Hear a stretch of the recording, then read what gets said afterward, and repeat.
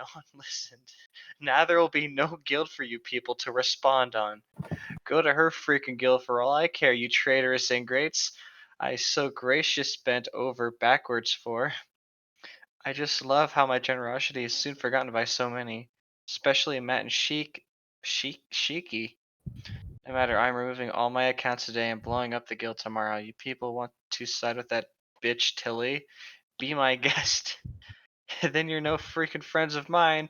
None of you give a crap about me and the goddamn gracious things I have done for this guild. Okay, I'm not It's ready been a anymore. while since I've been on Neopets. I never even got to play Neopets. Yeah, same here actually. And oh man, I'm too tired for this shit. The end of an era, boys. Oh yeah, we're not reading Twilight this time. Okay. That's not what I was talking about, you fuck. Oh, okay. This is quite possibly the last of Link's Queen stories. Wait, Science after for this, rants. the pain will be over? I mean, this unless- thing will. Okay. I could read the rants on stuff. Yeah, we could always just roleplay out her Neopet rants. There's also fn.net and gaff rant. Fanfiction.net. I don't know what GAFF is. I have to check that. GAFF. But this is the only place where this specific story can be found. This one isn't even on that fan site. Huh. Okay. You know, that Shrine to Link's Queen, where we've been getting the other stories, like those terrible song fics. Yeah, the one that I thought we had exhausted. Okay. Yes. Okay. Well, that's okay. And I don't want to give too much of this away because, dear God. Yes. Oh no. Okay. Mure Gaudis. God is a woman, and this is an insult to her name. F. I mean, an Umbrella Academy. Don't give too much away. We still need to wait for Tom to watch that. Yeah, it's probably gonna happen sometime this week, depending on like how quickly I finish season 2 of Disenchantment. But we'll see. Watch it. I need to watch season 2 of Disenchantment. It's odd and it's glorious. You can't stay here. Wait, why is that? Mostly because I just don't like you. That line in context is so goddamn weird. Like, that is an existentially like horrible thing to hear. Anyway, this elusive story, no longer available anywhere, features Link's Queen's obsession with her character Jinna. She had reportedly flamed all Zelda romances, claiming her self-insert as unique, and wrote this story to bash stories she disagreed with. Each timeline she refers to is another story. And her mother goddess character fixes the timelines to ensure that Link stays married to Jinna. Yes, you are hearing this right. It is a bizarre but revealing trait of her reality-escaping personality. Huh. Literally, Link's Queen, in this context, has declared, no, all the rest of you suck at writing stories. I'm the only good Legend of Zelda fanfiction writer, and I'll prove it here.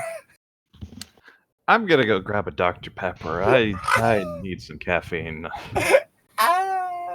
In case you guys haven't figured it out by the title of this thing, we're reading Mother Goddess.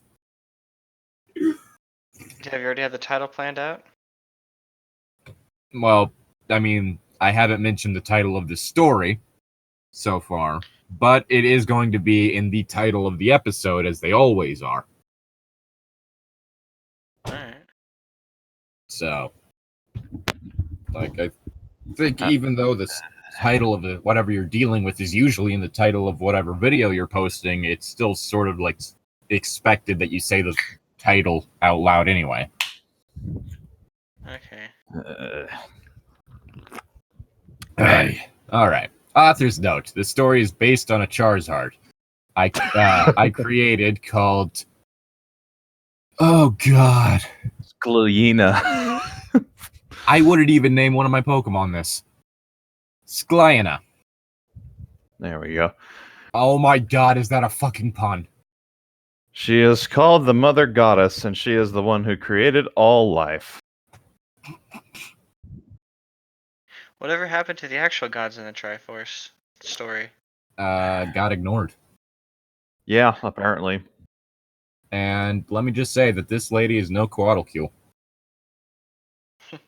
Now this story is linked to my other story called Me Inner Life. Oh, Coatlicue, not Coatlicue. What the hell was I saying? Quetzalcoatl. No.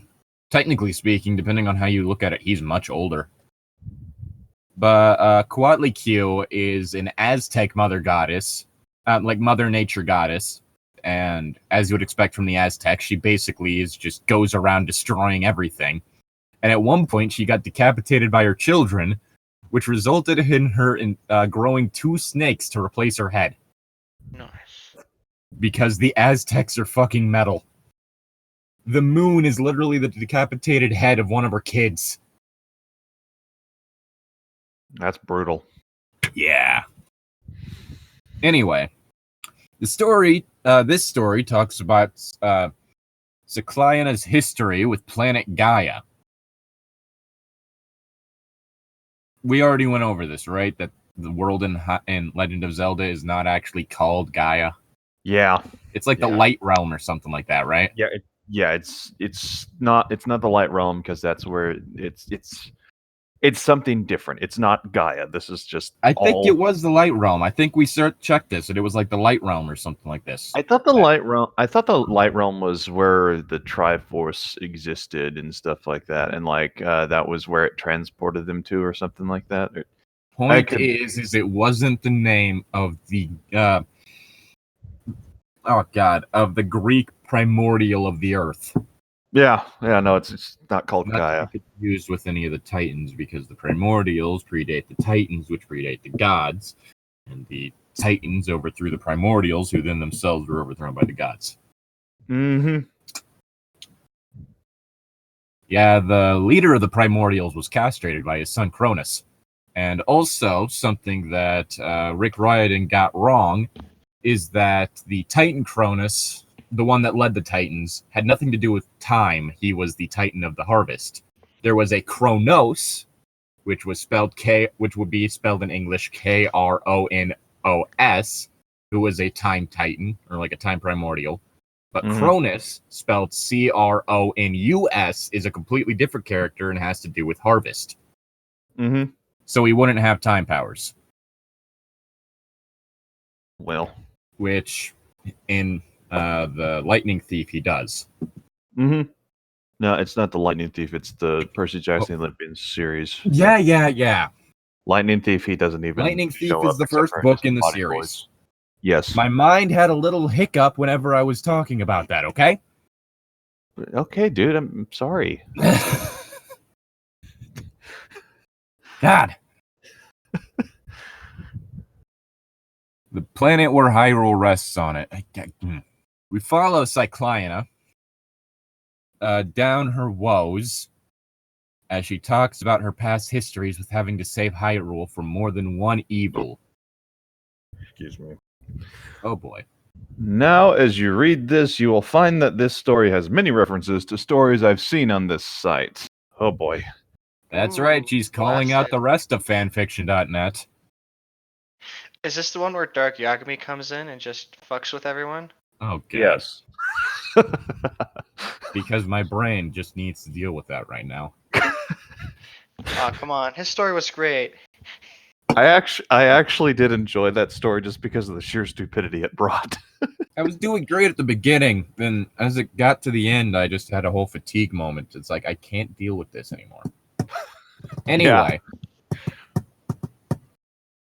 Yeah. Zane, it's your line. No. Yeah. So be warned.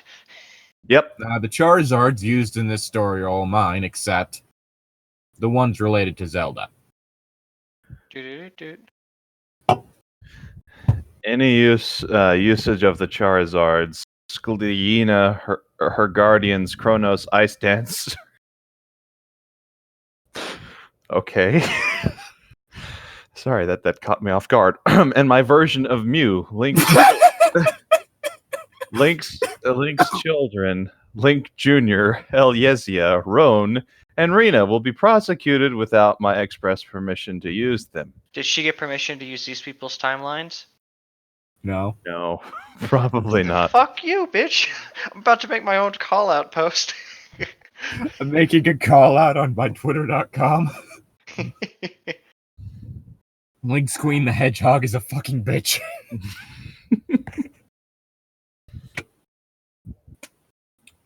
God, okay. I get that Ice Dancer got you, but the line "my version of Mew." After Ice Dancer, it was like, okay, this is happening Like, for me. I was more upset about Kronos. Like, well, yeah, Kronos is just upsetting, but Ice Dancer, it's like, okay, Ice Dancer, really? It's just.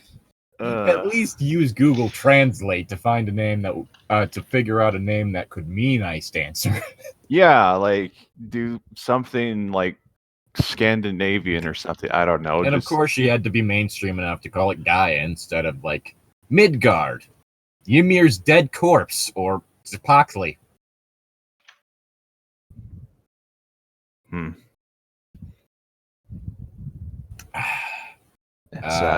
Your line, Zane.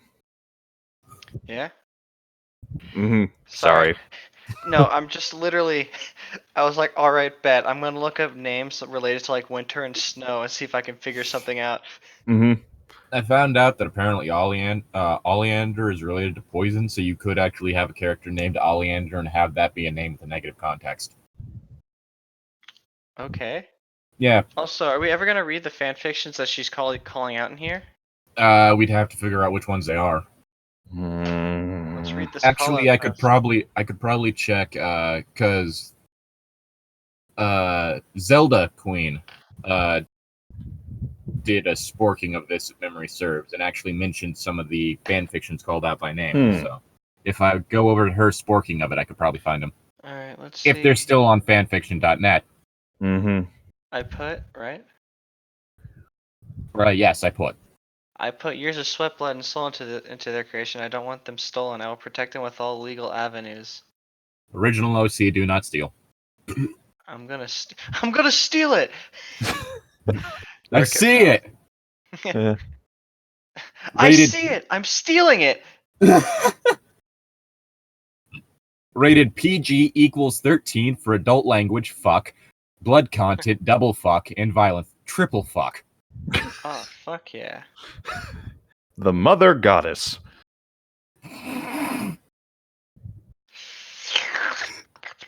Chapter 1. Dark Memories. Jupiter 1. Blue sky, cool breeze. Cyclonia Cycliana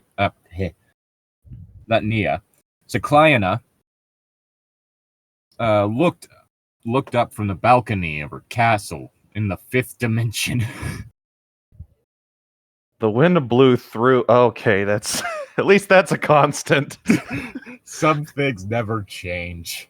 The wind blew through her hair. It must have hurt as she stretched out her wings to fan them. She flexed out her claws as she watched the distant clouds roll, causing shapes of creatures to form in them. Man, you're lucky. All my clouds look like clouds. Well, Llytic, have you tried using your imagination? By imaginene? There you go. Imaginations.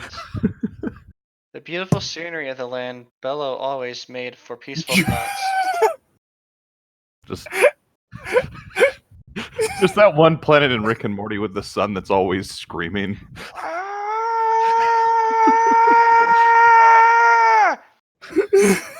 Yeah. Never mind, we're leaving.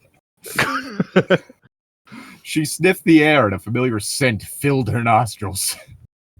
Ah, Kronos, you finally returned, Skleena said as her eyes continued to look down. The shape of a muscular black dragon appeared in the doorway behind her. What the fuck does that have to do with time? Time is a dragon that's black. So this is going to be taking place from the eyes of the goddess or whatever, right? Yep. Strangely enough, I've been trying to like think up a character who's like the creator of everything. And I'm just picturing them like just being someone who just casually walks around doing bullshit all the time.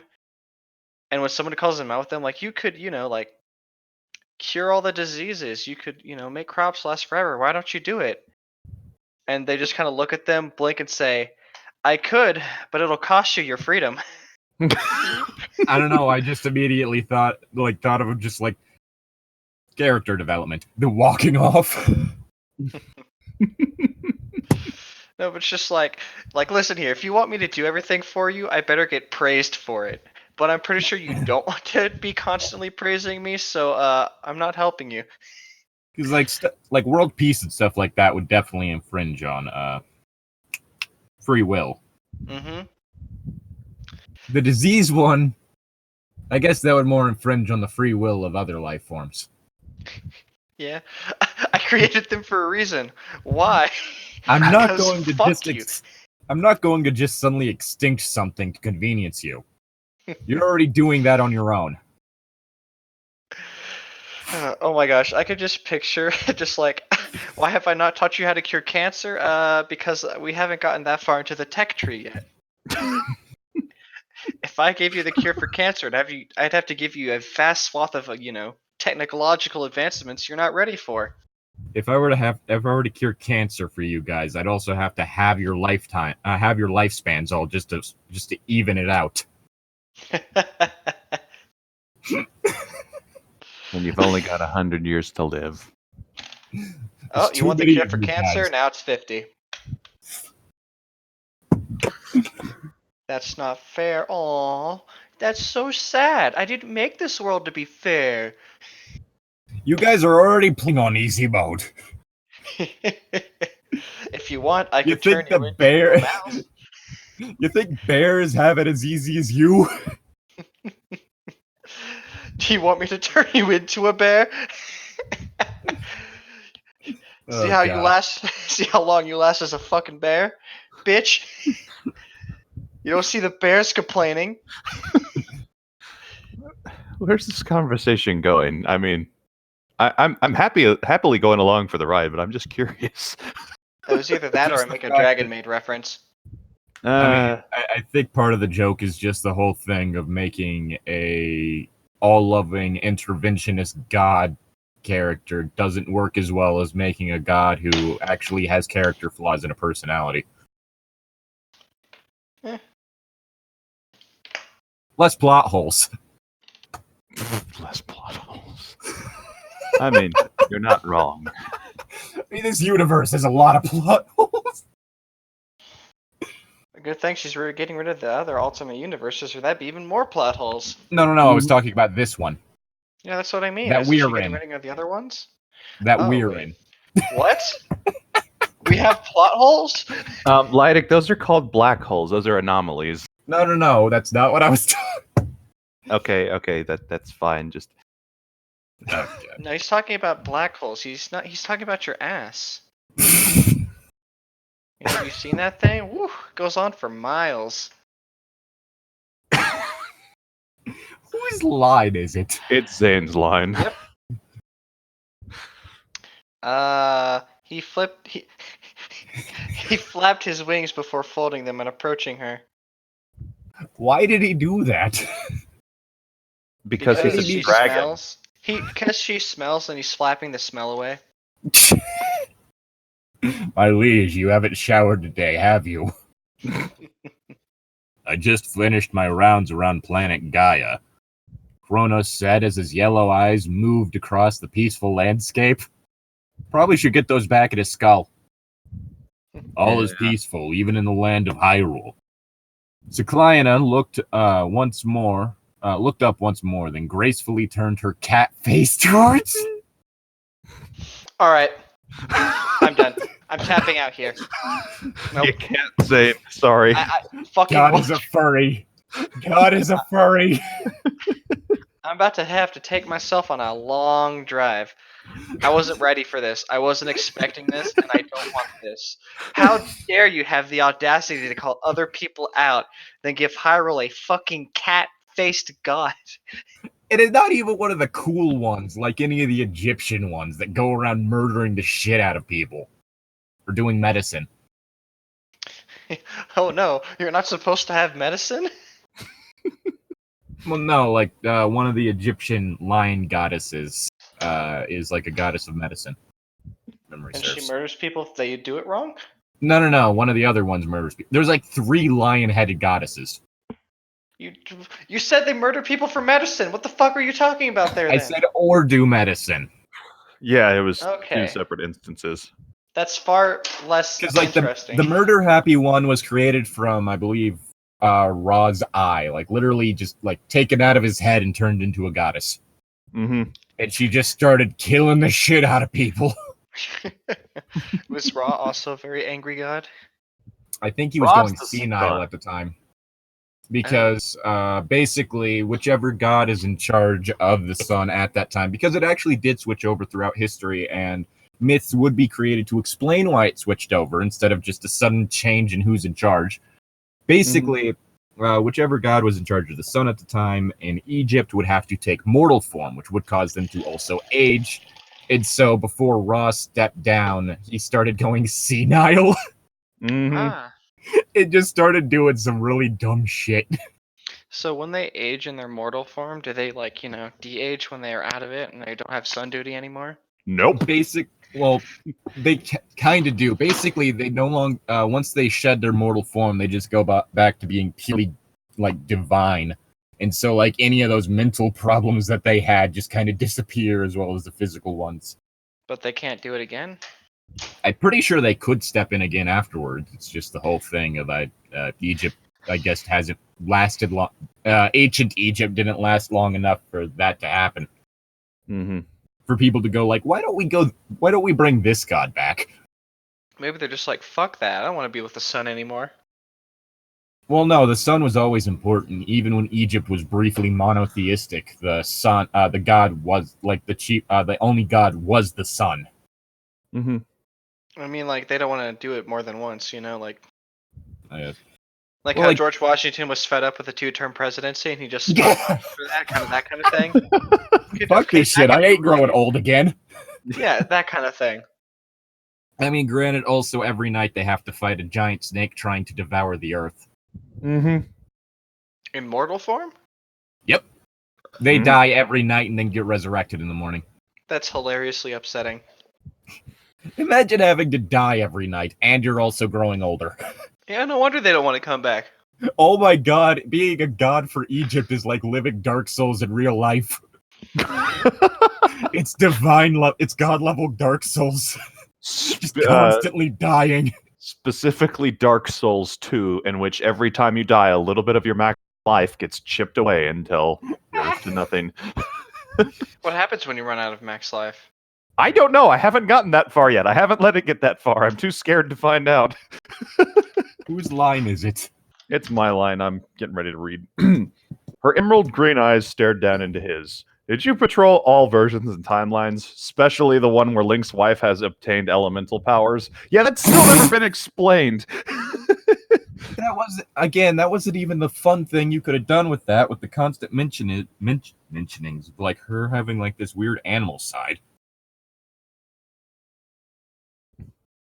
Yeah, sure, let's give her elemental powers. That makes sense. Instead of anything that was remotely foreshadowed. Mm-hmm. Zane's line. Mm-hmm. I'm sorry, I'm trying to figure this out. Trying to figure what out. What are you trying to figure out, Zane? Okay. Skleena questioned. I think people are saying like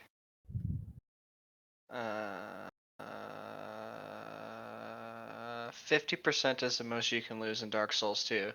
Okay. Oh, okay. Maybe. I don't know. Don't quote me on that. I'll have to double sense. check it. Yeah, save your game and then just die. Or just create a new character just to die over and over again. I don't know if it, auto saves on you, Yeah, well. I mean, it makes sense that it has a limit of how low go. I think it shouldn't. That'd be hilarious. I was kind of hoping, like, if you got all the way down to 0, it was a roguelike and you'd have to start all over. That'd be it wouldn't surprise me if like someone modded it to allow you to where you could. And it could make sense for that to be an optional mode that might be available after you beat the game the first time. Mm-hmm. That way you don't just decide, hey, I'm going to start out with this terrible idea. Well, I mean, there's already a covenant you can join. Basically, the enemies deal double damage. You deal. I know. It's one of those that it's the whole thing. You've joined this group. Now your life is pain. Mm-hmm. I like the pain that Dark Souls brings, but not that much. Yeah. Anyway, Zane's line. Mm-hmm. Ew, me reading? I already forgot where I was. It's a client questioned.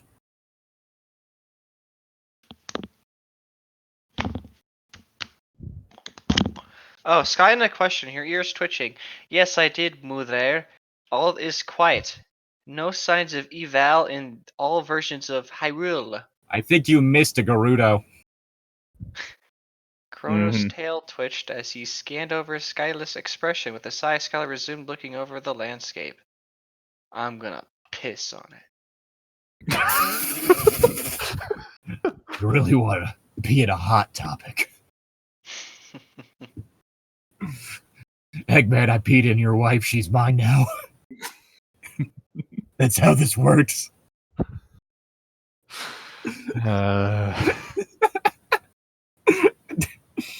Fuck. We must make sure that no evil ever takes over Hyrule. Especially nothing must befall their hero of time. I like to imagine that she did finger quotes. Mm-hmm. He is the key. All life outside and in depends on it. Then explain the timeline in which the hero dies, Sklina, or however the hell you say your name. I mean, I was saying Sklina. If that even is your real name. I'm thinking it might be a lion pun. Skalina. I don't think Link's Queen is that smart. Would you put it past her? Yes. No. Skalina's emerald eyes grew a worried look as haunting memories filled into her mind. Awkward phrasing. Yeah, no kidding. A worried look.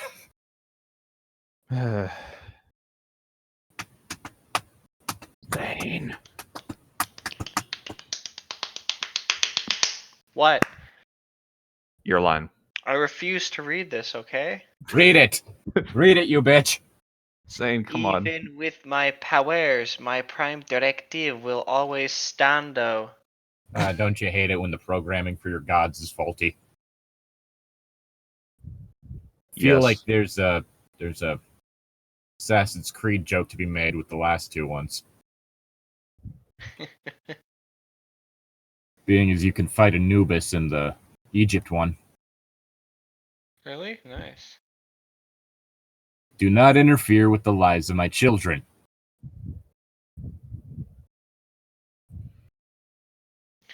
Do it. Do it. Do it. Kill him. That is why I appointed you and your sister guardians, Mew and Ice Dancer. I named my child Ice Dancer. And because Mew. I fucking hate them. Also Mew. Mew's fine. And if memory serves, it is mentioned that Mew is literally just Mew. I mean, this isn't the most disgusting thing I've seen today, so whatever. I don't want to know. You really don't. This one's actually bad, and I won't project you to it.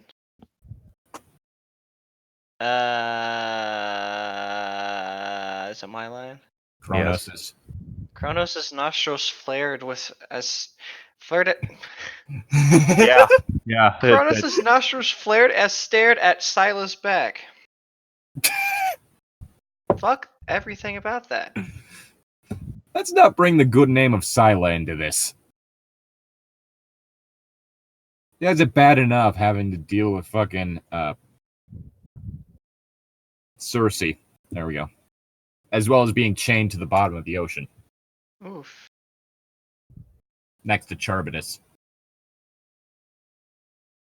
But did you know there's a hole in the bottom of the sea? Don't you start this with me. I understand, Mother. I will rally Ice Dancer and Mew. Psychic little shit. And pass the Guardian's crystal onto them so they may watch over Hyrule without interference. I think that's a wise decision, my son. I like to imagine that it was still Kronos talking there. I think that's a wise decision, my son. Kronos, are you imitating me? No. No, I'm just saying what you'll never say. I'm just gonna go back to playing Cooking Mama.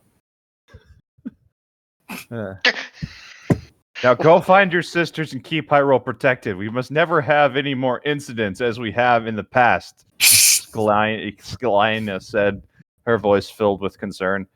Yes, mother, Kronos returned. The black dragon bowed, turned, and walked out. And did a dab. Skylar resumed scanning the landscape. He did it with his wings. Of the land below her castle. How she enjoyed watching the teeming life she created roaming free on the plains she created for them. Oh, I know the perfect way I would have fucked with Link's queen.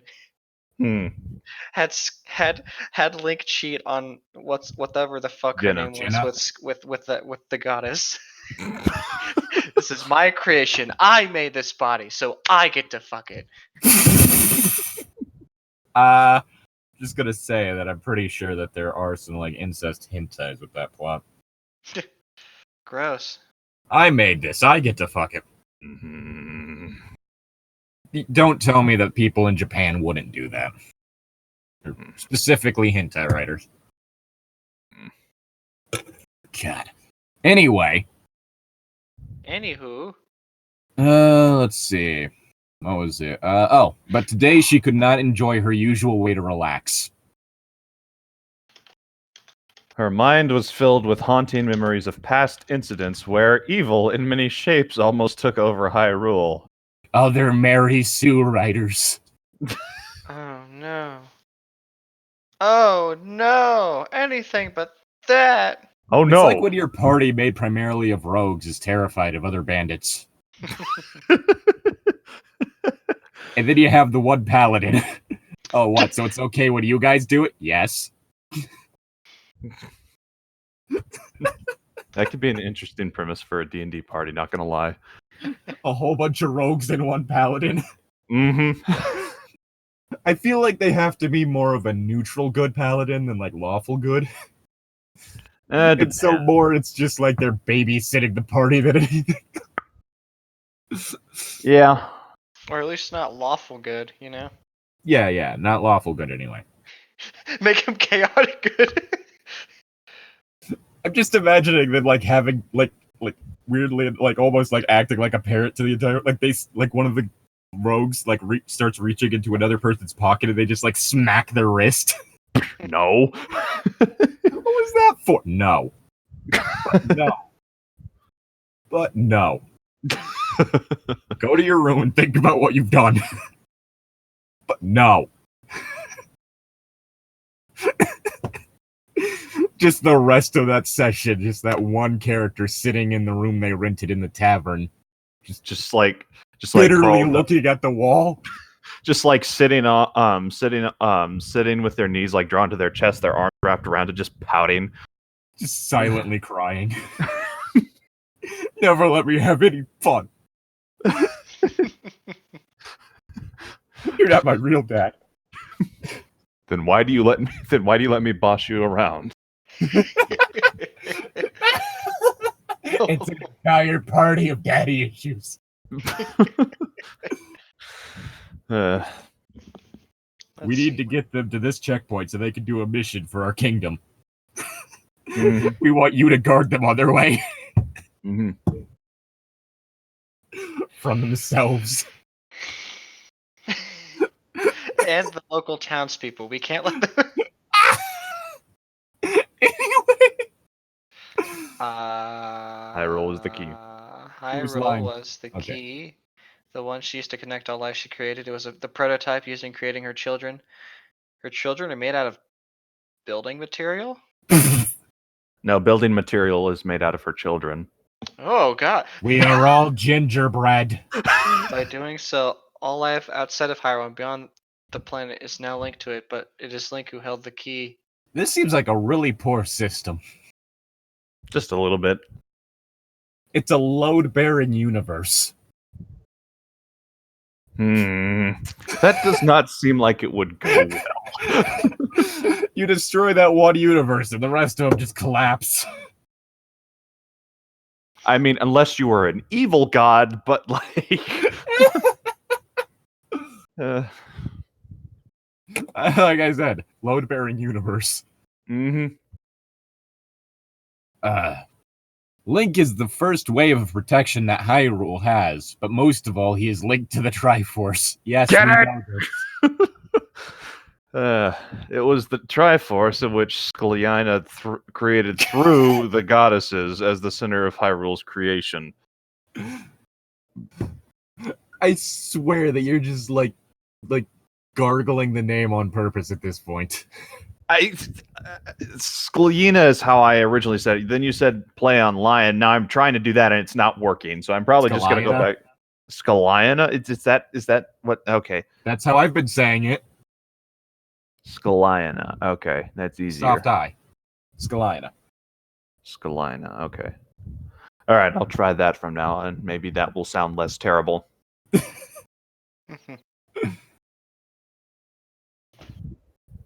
Zane's one. I know, but I can't. And it is the Triforce. Zane, we all hate this. Come on now. And it is the Triforce that gives life to Hyrule. If anything should befall Link, Hyrule will die. Good. He's died several times. It's kind of how reincarnation works. That's how that plan will succumb to the effects of its stomach. What happens when he dies of old age? He reincarnates. Mm-hmm. No, well, anyway, in the actual Legend of Zelda. I guess in this, just the entire multiverse collapses in on itself. Even though she could stop any evil with her, she possesses the prime directive she set up that keeps her from personally interfering with the lives of her children unless it's too big for her guardians to handle. No, fucking do it. Stick your hands in there and give them like a middle finger. Flip off everyone in the country just to fuck with their heads. And now I'm just thinking back to the cloud messages from Adventures of God. Gotta post something to the cloud today. Silly words spelled out in the sky. This is a good comic. Mostly just because it's really stupid. But like Those a fun stupid. Comments. Those are some of the best types of comics and humor. Yeah, part of why Waffles and Pancakes is so enjoyable. Let's see. She began to remember the times where she did indeed have to step in on more than one occasion, preventing the catastrophic disaster each time. Like the time where a dark vampire invaded Hyrule. That sounds interesting. He persuaded Ganondorf into joining the vampire world with him. That also sounds interesting.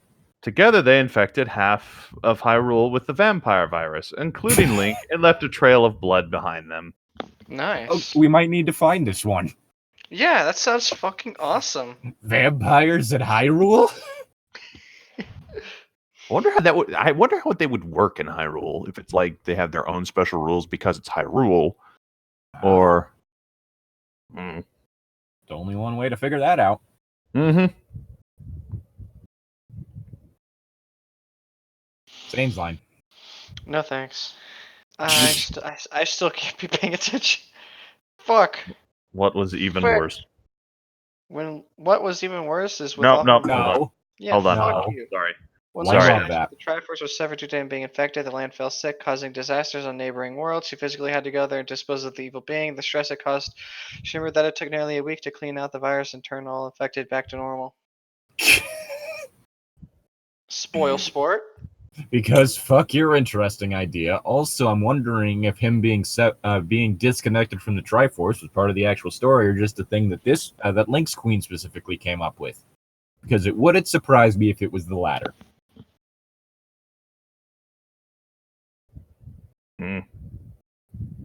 What was even worse was that with her morals, all that died in that dark time were not allowed to be revived.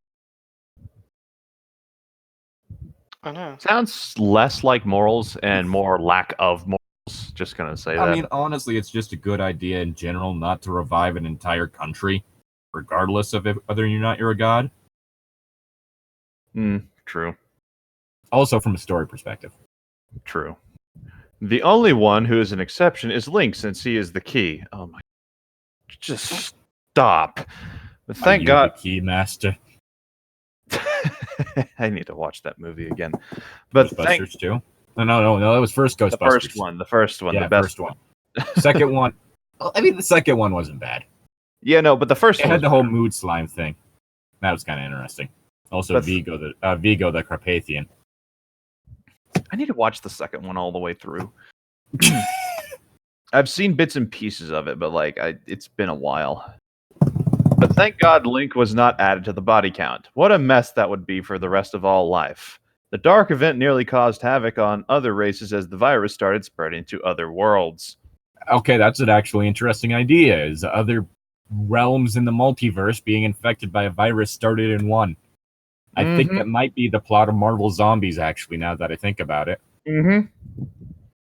Or later Marvel Zombies. Not the initial Marvel Zombies. That one was just focused on one universe, and then in later ones, it was like, oh, the zombie universe characters are trying to break out of that one and get the other one. So you have, like, zombie Reed Richards interacting with Ultimate Reed Richards and managing to create a computer on a strand of hair that allows him to, like, hack the cell he's in. And then Ultimate Doctor Doom has to step in and destroy the zombie Fantastic Four like it's fucking nothing. Because in all universes, Doom cannot be stopped.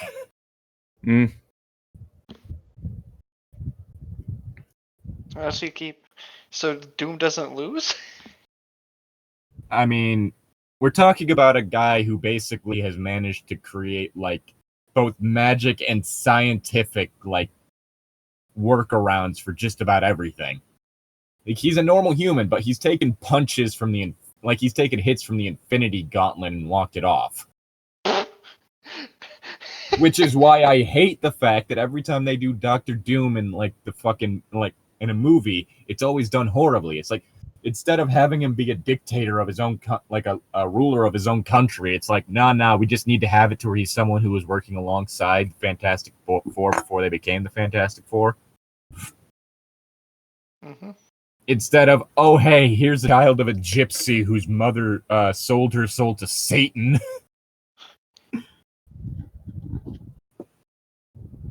And whose main flaw is that he is ridiculously impatient and arrogant, causing him to not think a lot of things through in the heat of the moment. And has also went back in time to get pieces of the True Cross to add to his armor to protect him from vampires. I want this ridiculously what-the-fuck character to show up in movies properly. Nah, it'll never sell if that happens, so it's never going to happen. It would sell if that happens. I'm being cynical.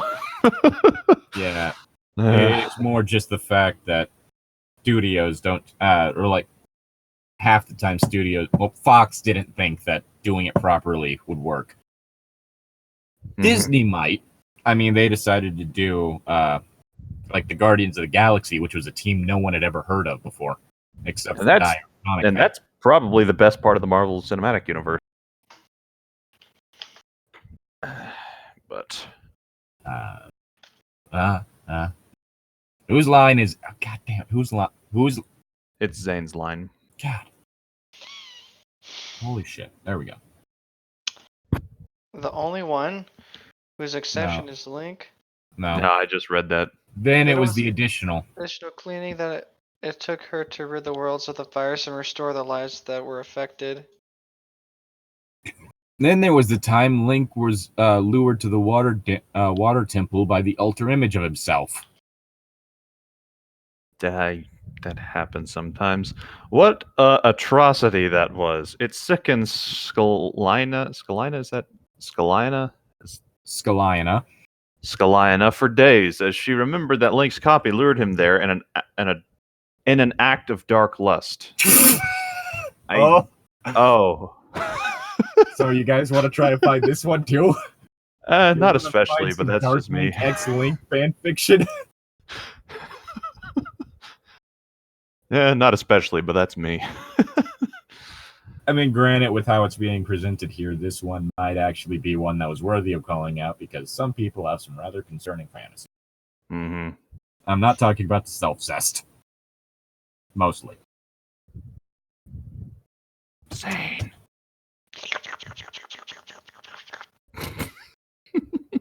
Okay, so someone's into the idea. Got it. I just lost my line again. The thought. You thought?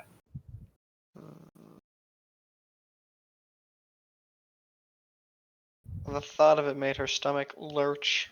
Yep. She even remembered the pain he felt as he was being violated. Something that still haunts her to this day. It was even harder when she teleported Retrieve Link. It's all the hero being violated by the sick being. Yeah, maybe we shouldn't check this one out. It sounds like a rape fiction. You don't say. I'm just wondering why she felt the need to suddenly like sensorily like interact with Link's senses for that situation. That doesn't seem necessary, Your Highness. Well, you see, it wasn't. Exactly. Just like you probably didn't need to teleport into the room, you probably could have just snapped your fingers from where you are and took care of it. You know, all-powerful being and all that. Yeah. The scene caused her to be outraged, which was one of the few times she actually killed a part of her creation. Wasn't that Zane's line? Probably. Yes. He gets the next one. It's fine. Okay, so Zane, you get the next one. Then there. Come on. You can do it, buddy. You can do it.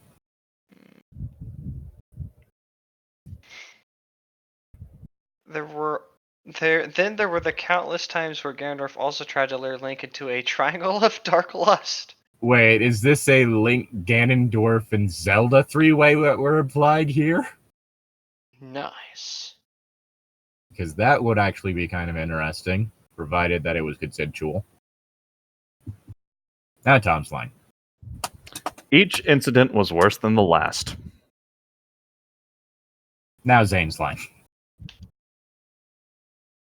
And then there were the times where Ganondorf succeeded in raping the hero of time. Oh gosh. You know how you get someone to take a subject seriously? Because I know how you don't. It is just stating it matter-of-factly as if it doesn't really matter. It's just an aside. Mm-hmm. Yeah, then there was this one time with the rape. Yeah, good night, everyone. I'm leaving. Oh, please stay. But yeah, just stating it that way does it. The Triangle of Dark Lust, I'm hoping that that's a consensual three-way. I'm just thinking of the hydrated Ganon comics. Like... Hydrated Ganon, yeah. Is that parallel universe that you guys told me about, or? I don't... Just Breath of the Wild Part 2, there's Ganondorf, and he looks really fucking gross, and he looks mummified, pretty much. So people just made a joke about, hydrating Ganondorf and made him, buff and and sexy. Yeah, he turns into this super buff and super handsome Gerudo man who Link and Zelda both have a crush on, and it's hilarious. Okay. For a second, I thought that this was in reference to that one comic in which it's like Ganondorf like raising a young Link or something like that. I mean, that sounds. I know a comic like that. Yes, that's what I was referencing. Is that comic that you told me about? Yeah. I'm starting to remember that now. Yeah, I think it was during one of these sessions that you talked about it. Yep. Yeah, Link's a girl in that one. Yeah. Yeah. The one where Link had defeated Ganon and sent him back into the Sacred Realm. Even though the threat of his own return existed only in that reality, Jenna, his wife, who is a descendant of the Silverlight race, possessed power over the elements and was a strong enough warrior to protect that version of Hyrule on her own. Gross. Give me a sec. She folded her dragon wings over her chest. The spikes on the edges of her wings dangled behind her trimmed legs. Her lion lips parted, revealing sharp dagger-like fangs behind them. Her lizard-like claws gripped down harder on the railing she was holding as the dark and tainted memories of twisted evil plagued her mind like a deadly disease. The twisted evil of other writers. I'm concerned that they didn't specify what lion lips she was talking about. The memories continued, Dude, causing the slits in her that's too green easy eyes to even for widen. me. She remembered all the times when Link went insane. Skylar remembered it like it was yesterday. She swiftly turned her head away, trying to erase the memories haunting her. But it was a vain attempt. Blood was spurting everywhere. It just turns into a Death Clock episode. But I'm more concerned about why it was specifically mentioned that her legs were trimmed. Yeah, that's... It's like, okay, was it like a haircut trim? Was it like trim like muscularity? Was like, I don't think I've ever heard it be say that way when it comes to muscle. Cut, yes. Carved, yes. I mean, chiseled, yes. Trimmed, trim, yes. Trimmed, no. This almost makes it feel like she has like lion-like hair for most of her body, but then her legs are like a fucking like a fucking sheepdog. Yeah, I'm sorry. It's just becoming confusing. Like, doesn't shave for a week, and it's just like looks like she's wearing like thigh-high Eskimo boots. Like you can't even see her feet.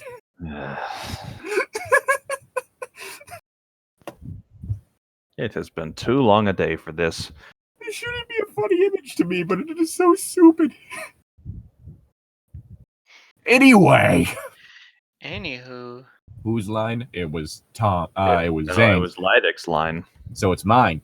Yeah. Again, the memories of when Link went suicidal rushing through her mind like a raging river, bouncing around the inside of her skull and giving her a concussion. Good.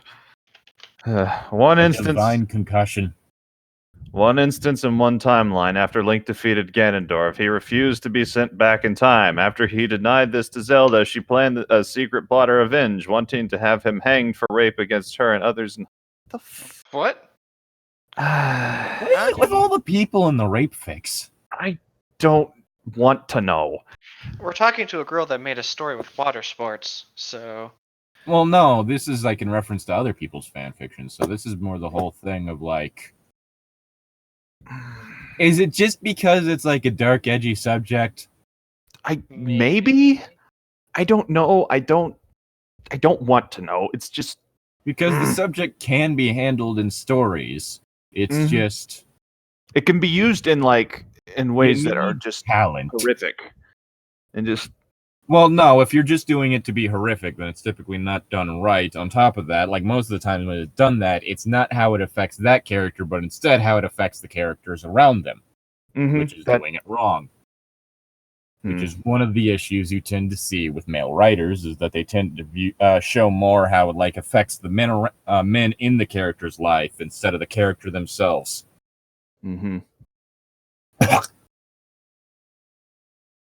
Gross. Tom's line. Oh, okay. Causing Link. One instance in one timeline after Link defeated Ganon. I read that one. No, I thought I read that one. I read that. Oh, wait, no, you read that one. Zane's line. Causing Link to shrink into the blackness as Navi was his only friend, though that only turned out to be for naught, as it was only a friendship of lust, and even after that, he still killed himself. Her face twisted at the foul memory, her ears flattened against her head as she remembered the aftershocks of the incident. Most of the neighboring worlds fell sick due to the fact that Link's connection with the Travelers was severed, causing Harold to fall ill. What a disaster that was. It was a deadly prophecy had come true, plaguing the quiet lives of other races nearby. Wait a minute, is this a reference to Broken Wings? I don't know. The one where Link kills himself, and then Jenna finds his corpse and kills herself. No, I he don't said Navi think was her so. only friend. Mm-hmm. Good point. Although the idea of Navi wanting to fuck him is a tad weird for that. Mm-hmm. Cycliana made a small groan rumble. Made a small groan rumble in her throat as it slowly rose up and out her mouth. Her lips curled back more, reveling more of her deadly fangs. Curse that incident. Curse that incident. It was hell as she remembered the devastation she had to fix after she revived Link. And that was not even the only one. There was also one timeline where Link felt so under pressure from having to complete his duties as Hero of Time that he committed suicide right inside the Temple of Time. Now that one is a Might be reference it. to, yeah. And the timeline when he went crazy after Navi committed suicide due to the fact that she was a fairy in love with a half-elven. I don't.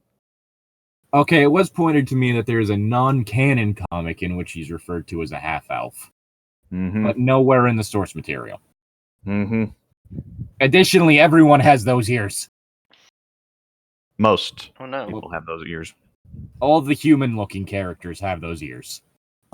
No, not especially. Milan, the two farmers who are supposed to be like Mario and Luigi have round ears. Some of the Hylian guards have round ears. Yeah, but I'm talking like vast majority of the ones you run into. Mm-hmm.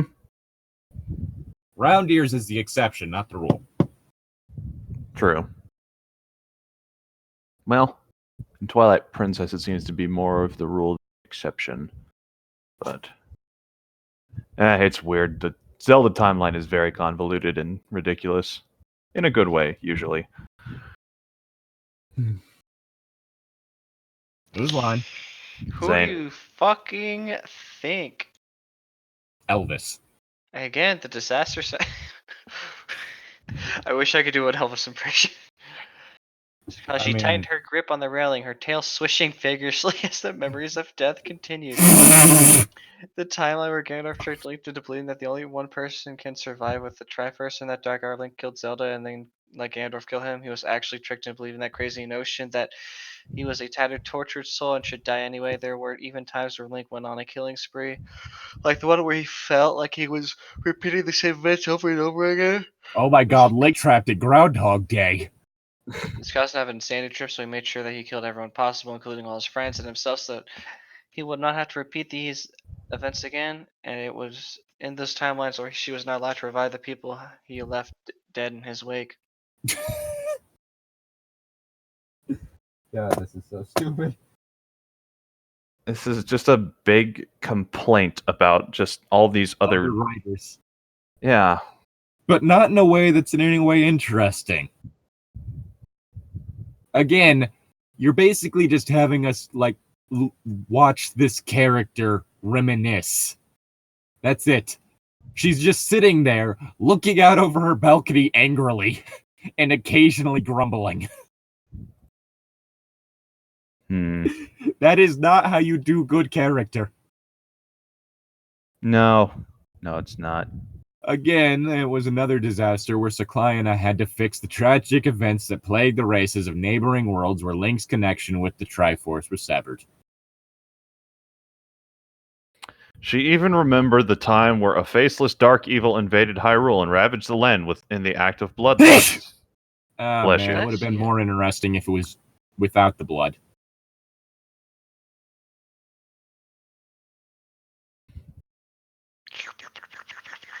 Is it Sudden my line massive. Yes, it's your line.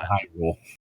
The way this being killed its victim sickens Skyla. How anyone could kill with such twisted evil caused Scylla to fill with rage as she remembered the way some of the victims died. She remembered how Epona was hung from a tree by her legs, her throat slit, how Saria was mangled to death, how Post Malone was pulled apart, people being burned to death, the pain, the suffering, the lives lost, so many lives lost. $8230 No! She roared, the thought being too much for her to bear. Again, I've had she's nights like just that. flashbacking. She's standing on her balcony flashbacking and then suddenly just shouted no. Mm-hmm. Also, comparing her to one of the Dracana of Greek mythology is an insult to the Greek gods. Please stop, Zane. What? You keep calling her Skyla and Scylla. I'll call her Chinchilla then. It's better that than taking the names of other gods. Okay. Maybe those gods should post up and force me to say them right. Well, again, she's chained to the bottom of the ocean. Fucking exactly. So just probably don't go anywhere near the Mediterranean anytime soon. Her claws ripped into the railing, mangling it under her immense strength.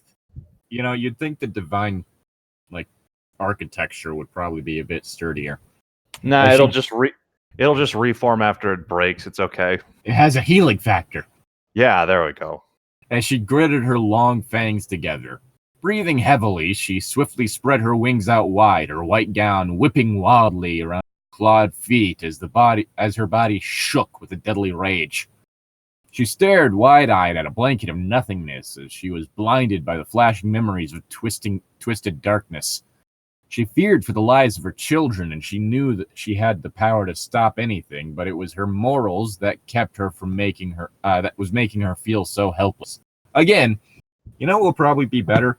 Is we actually had it to where, it was a story about her actually going and fixing those problems that were mentioned, and so we actually watched that happen instead of just being told about it.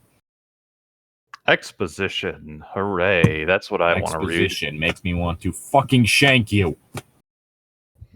Link, came the slight whisper as it passed her muzzled lips. Nothing must become of you or all shall perish. You Good. must remain a nobody. Cyclina had said barely audible as she rose her face skyward. Cyclina outstretched her wings and placed one of her clawed feet up on the mangle railing. The three clawed-like gargoyle foot helped brace her as she got ready to push herself off the balcony and oh my god, is she gonna kill herself? Okay. Just as she started to push herself off, the sound of hooves clicking on the stone floor in the room behind her made her ears perk up. The clicking came closer until it was right behind her. Excuse my interruption, Mother, but I need to speak with you. It is of great importante. So, who's this interesting character we're going to be meeting next, I wonder? Cyclina lowered her foot and turned to see an ice-white unicorn standing behind her. It's funny I'm out. Actually said white ice unicorn, not ice white. White ice. My immediate thought is that one Kirin subspecies, which instead of lightning uses ice attacks. Mm-hmm. It's called the Orochi Kirin. Mm-hmm. And that's what immediately pops to mind, even though it's more of a blackish purple than white. It's just an angry ice unicorn. That would probably be more interesting.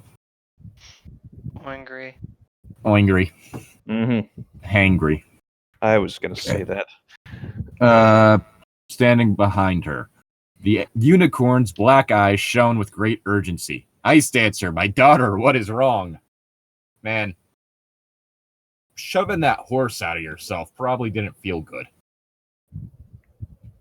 Cyclina said, her eyes filled with worry. You must come quickly, Mother. Something is wrong in Hyrule. Yes, Link's queen has the driver's seat. Link is in grave danger. I repeat what I just said. What's wrong, daughter? What danger is Link in? Fucking. I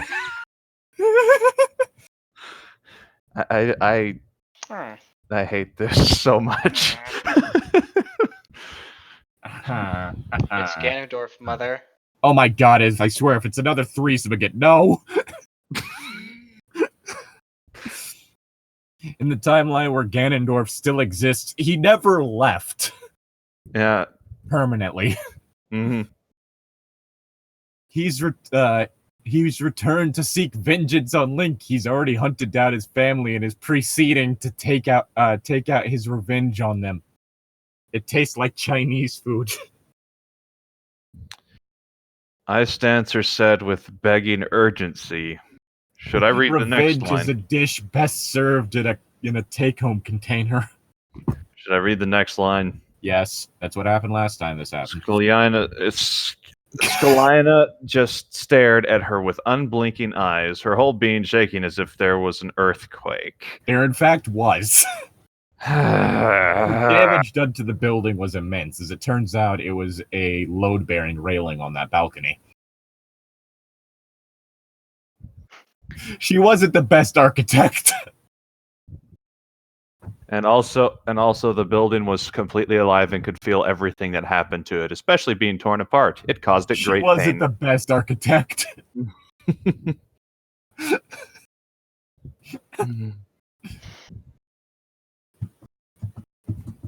Zane. Miss that quickly, my child. Where are your sister and brother? Sorry, I've been looking at an orc dabbing, and another one that's T-posing. It's been weird. I'm getting ready to go to Inspirabot, but I don't know if I want to. Just they have already arrived at the Temple of Seeking. Finally, my missing socks. Ice Dancer returned. Lost items found. It's just, oh god, I need to add that to Unmasked. Just a cosmic lost and found. Skalina turned and put her clawed foot back on the mangled railing and pushed herself off, taking flight. For the love of God, Mom, don't kill yourself. The ice unicorn soon followed, spreading her ice wings and taking flight.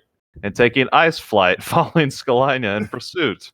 Turning her head. As it turns out, ice wings are terrible for flight, and she immediately plummeted. Oh well. Turning her head, she stared at the ice unicorn following her. You don't need to keep saying ice unicorn. Apparently, she does. It's the adventure of the ice unicorn, Charlie. I swear to God, the prose is going to be the death of me.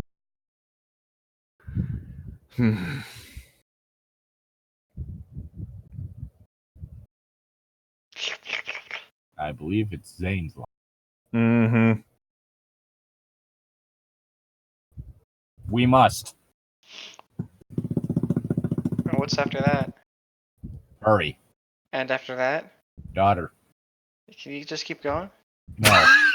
Having said the essence, Skyla cried out over the howling wind as they swiftly flew to the west, towering the temple of seeking. This is like the Phoebus thing all over again. Phobius.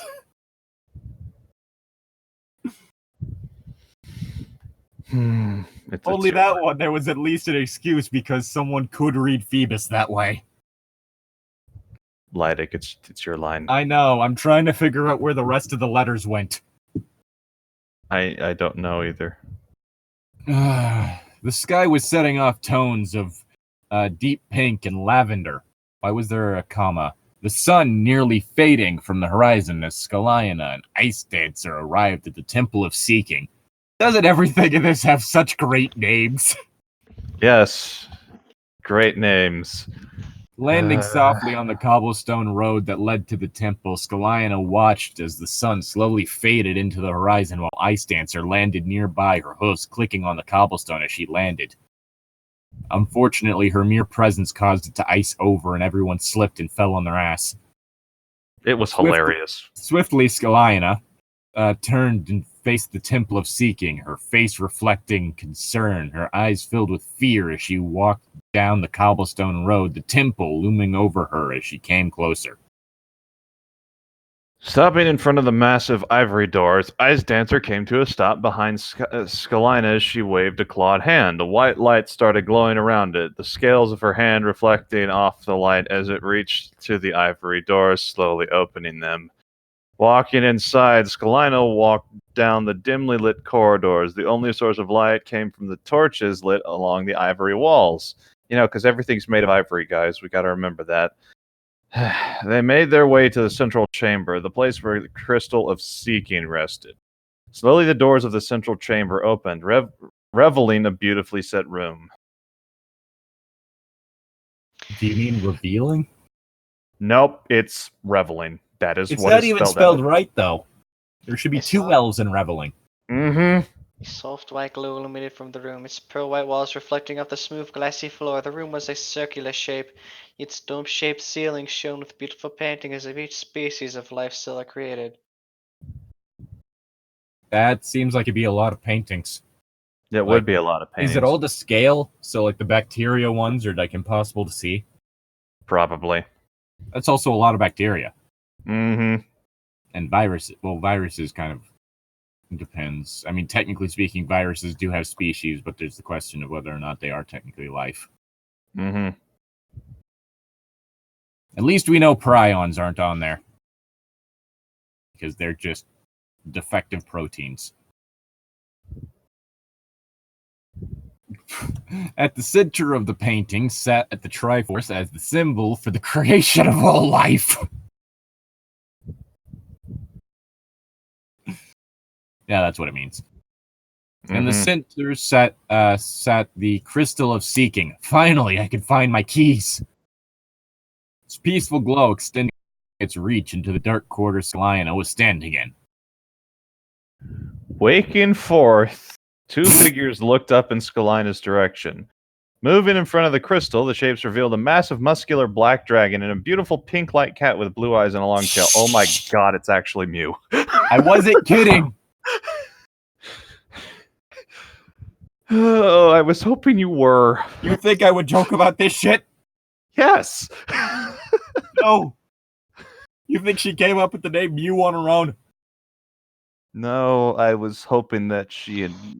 I don't know. Just stole the name, not the likeness? Yes. I worked hard on these characters. Bloodstakingly. Here's Mew. I mean, if it were later, she might have had to be Arceus. Seemingly able to float on air without the aid of wings, the pink cat moved towards Skyla and stopped in front of her, hovering over the ground as if no gravity was present. The pink creature bowed the head. Her aqua blue eyes looked into Skyla's. Thank goodness you're here, Mother. You must come quickly. The situation on planet Gaia is escalating.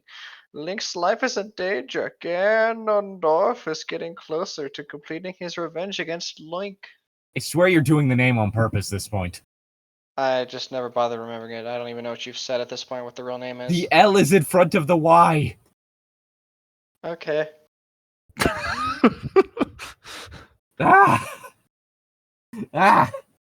Cast thine eyes upon the field in which I grow my fucks. You will find that it is lain barren. I'll fertilize that fucking field with your corpse. No. The pink cat said. Wow, Mew's gotten really aggressive.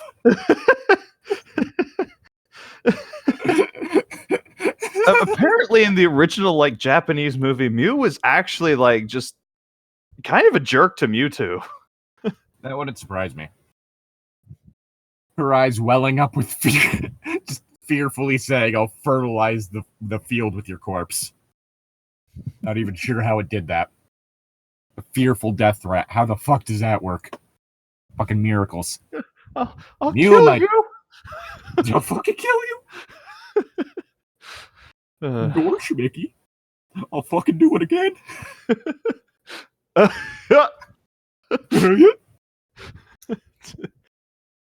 Did you commit a murder? Yep. A murder. A murder? The demons told me to.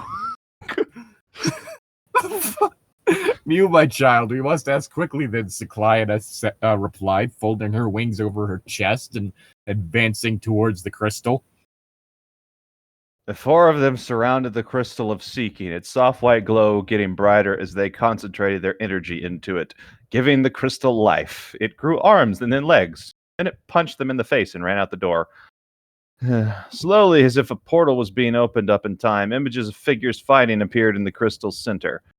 Soon the crystal revealed a figure in green, standing in front of 4 smaller figures, sword raised, poised like a cobra, waiting to strike. I have several questions. Died. Another figure was slowly advancing on the figure in green. With the sword raised, that must have been at least 10 feet long. Skylar soon realized that the figure in green was Link, and all 4 of them could do was watch in horror as the events unfold before them. Okay. I mean, I think it should have been obvious that the figure in green was Link, but okay, go off. Okay, real quick. Are we going to read this whole thing tonight? Yes. Damn. Because Okay. otherwise we'd have to split it. Oh, it's not my problem. I'm not going to be here tomorrow. Exactly. If we're doing the end of an era, it should be all of us together. Fine. I'll stick this out. Chapter 2. Discovering New Powers. Ganondorf advanced slowly on Link, his black sword reflecting off the sun. Shouldn't that be the other way? Sure. The sun reflecting off his sword, not his sword reflecting off the sun. No. It's Ganondorf's sword. It's real special, see? You see, it turns out that recently the sun was polished. Mm-hmm. Exactly. You look up and you just see a reflection of the sword in it. Mm-hmm. His grin widened into a sneer. Oh, hey, another villain in this person's story, sneering. As he knew he was getting closer to completing his revenge. That's typically what happens when you're about to stab someone, yes. Link stood poised, Master Sword in hand, his blue eyes turned to ice as he watched the twisted figure move forward, ready to lash out at any time. He knew that what the evil being wanted, his family, also probably just him, dead. Link stood in front of the 4 small figures, 3 of them curdled into balls, crying. Oh man, Link's about to get Doriad. Doria! While the eldest one held a small sword, his children were the most precious things to Link next to his beautiful wife, Jenna. But Ganondorf knew that, so he knew that killing Link's family would be worse than death for the hero. No. You see, what you do is you beat Link to death with his own children. Why would you do that to Link? Because villain. It's creative. Well, yes, I'm not arguing that, but I'd like to see you come back from that, hero. You were beat to death with your own children. Even if they survive the emotional damage alone. Yeah, that would... Wow. Llytic, your mind is interesting.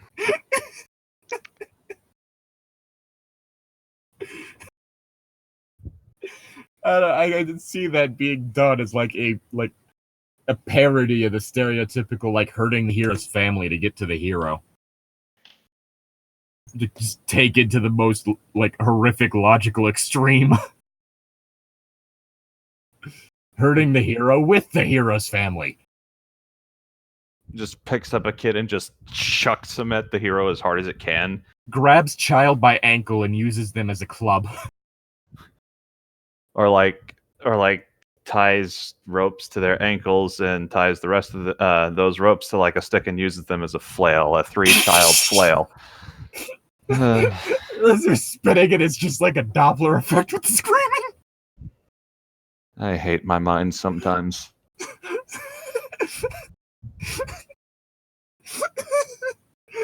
Sorry, the sound popped into my head. Alrighty, Zane, it's your line. Read your line. Huh? It's Zane, your line. read your line. Well, the eldest one held a small sword. No. The next one. He would have to live with their death on his hands for the rest of his life, and Ganondorf knew that Link's suffering would be a fitting satisfaction for his revenge. Link stood steadfast against the towering beast that loomed over him, sword raised, ready to strike at any moment. All Jenna could do was watch helplessly from where Zelda had held her and circled by Hyrule's population as they watched Link ready to protect their 4 children. Help him out, you plebs! I have a few things to say about this. One, the entire country showed up to watch Link die. And none of them are helping. And none of them thought evacuation would be a good idea. Oh, hey, a great and powerful evil is advancing on the city. Maybe some of us should leave. Nah, let's watch. This is going to be great. Two, a character who has been shown to be more powerful than this version of Link, being held back by Zelda. Clearly, she's not trying very hard. I could save my husband. Or I could just sit here crying. It's kind of a hard decision. Suddenly, one of the two youngest twins looked up towards Jenna, her brown eyes filled with fear as tears welled up in them. Arms outstretched. Mommy, please help me.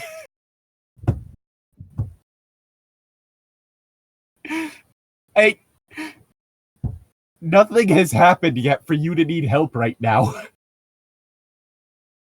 Did you trip on your own 2 feet without even, walking? Mommy, please, the girl cried hysterically.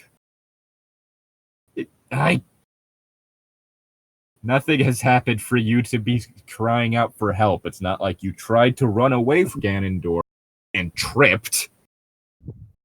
Or anything of the sort. You were just standing there, and now you're crying for help. Oh, God.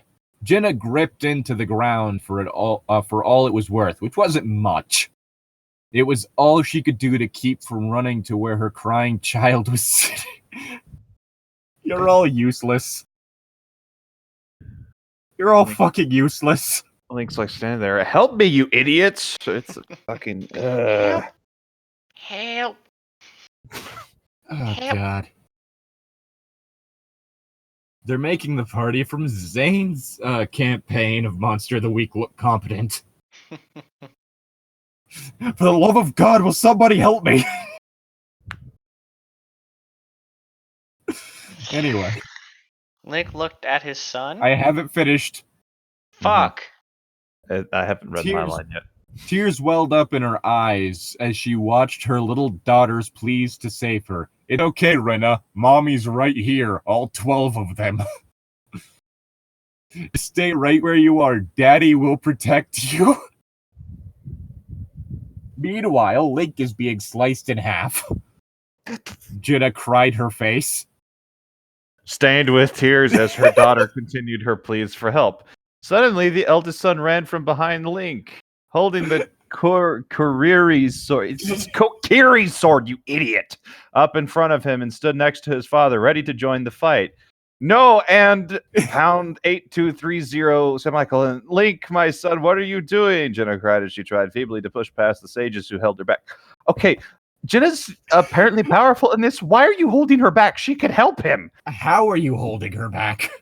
Preventing her from running out into danger. Zelda looked at her, her blue eyes staring down into Jenna's as she placed a hand on her shoulder, shaking her head as Jenna fell into a heap crying. What the This is so fucking stupid! Because what Jenna can do in this universe. It's like, I'm only powerful when the plot demands it. Can you imagine if I had shit like this work this way for Alex? That would...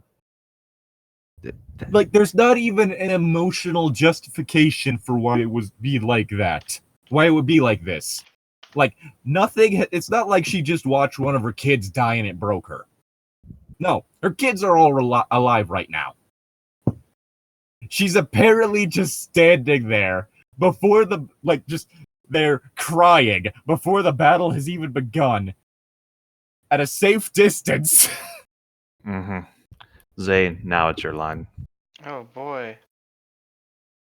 Link looked at his son, who was next to him. His Kokiri sword raised as he posed in a fighting pose. My son, get back behind me. You cannot fight this beast as well. You're not strong enough.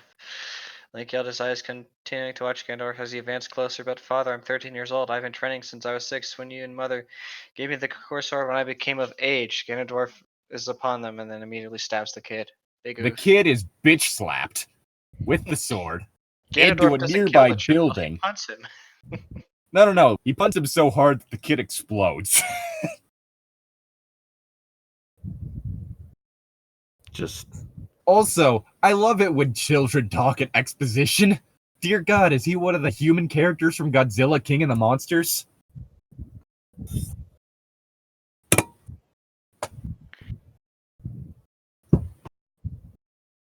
What is this story? Bad. Yeah.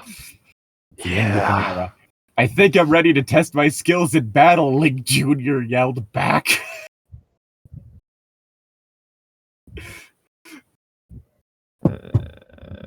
You know, I'm like, I was gonna say it. Jonathan talks more like a child than this child does. And I purposefully make him talk not like a child to be creepy. Yes. Oh, God. His icy blue eyes watching the beast looming over them. I said no, my son. Young man. My boy. I was trying to think of a YMCA thing I could do for this, but I can't figure out a good line.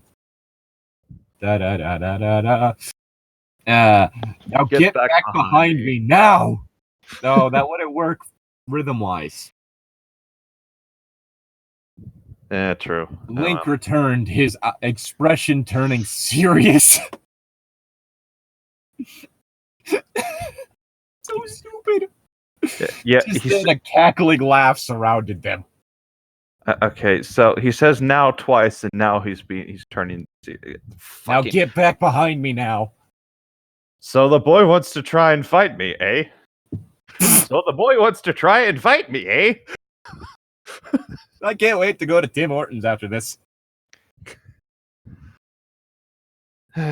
Oi. Well, then, let him try. Ganondorf laughed again, his face twisting into a devilish grin. Ganondorf, you monster, I will fight you alongside my father. You will have to go through us to get to my sisters and brother. Link Jr. scowled as he stepped forward, his sword outstretched. Think I will enjoy that, Ganondorf said as he moved closer, raising his sword as he got ready to strike the boy. Now, boy, let's see what you're made of, Ganondorf sneered. You'll have to go through us. Ganondorf then picked up the child and yeeted him. Into the sun. When I grow up, I go to the moon. Why wait?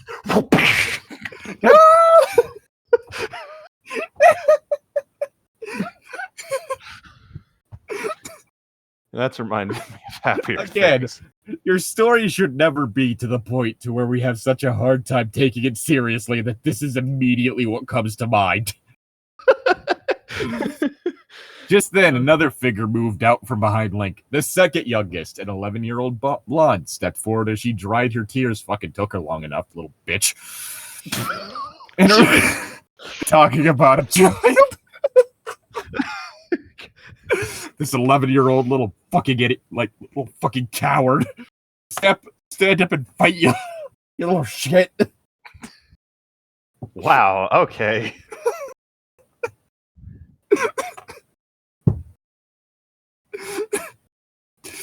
Dried her tears and raised a small bow, the small bow she held. Again, even with children, nothing that we've seen happen or any inkling we've had requires crying. There's no mention of dead bodies anywhere, like of anyone been killed so far. It's just like Ganondorf just walked up. Suddenly the children are crying. He's got a 10-foot tall sword, man. I mean, come on, that's pretty scary. I think most children would be like, oh my god, that's so cool. Yeah, I know. Knocking an arrow. Not notching. Knocking. The young girl aimed it directly at Ganondorf's head, her blue eyes staring directly into his blue eyes. If you want to go through my father and brother, then you'll have to go through me.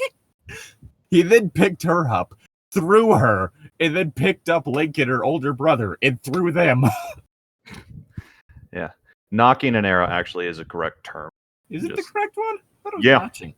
Nope, knocking. Yeah, I don't do archery. I don't know if that's how it's spelled. Well, nah, I think that is. I'm pretty sure it wouldn't be spelled with a K. Maybe. Let me. Knocking. Knocking an arrow. Let's see here. Nope, that's exactly how it's spelled. All right, I thought it was notching because the little notch at the end of the Mm-hmm. Dear God, was it now?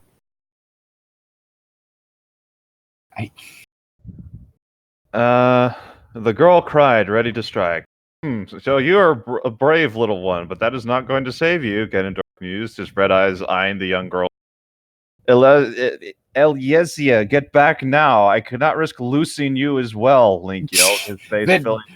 Then put her on a little fucking child leash. God. It's not that hard.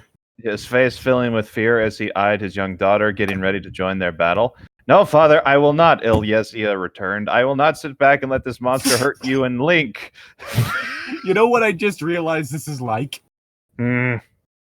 This is like whenever you have like a D&D campaign and like combat's supposed to happen, but the players won't stop role-playing like right when the enemy shows up, so they're just stuck there standing, weapon in hand, waiting for the party to shut up.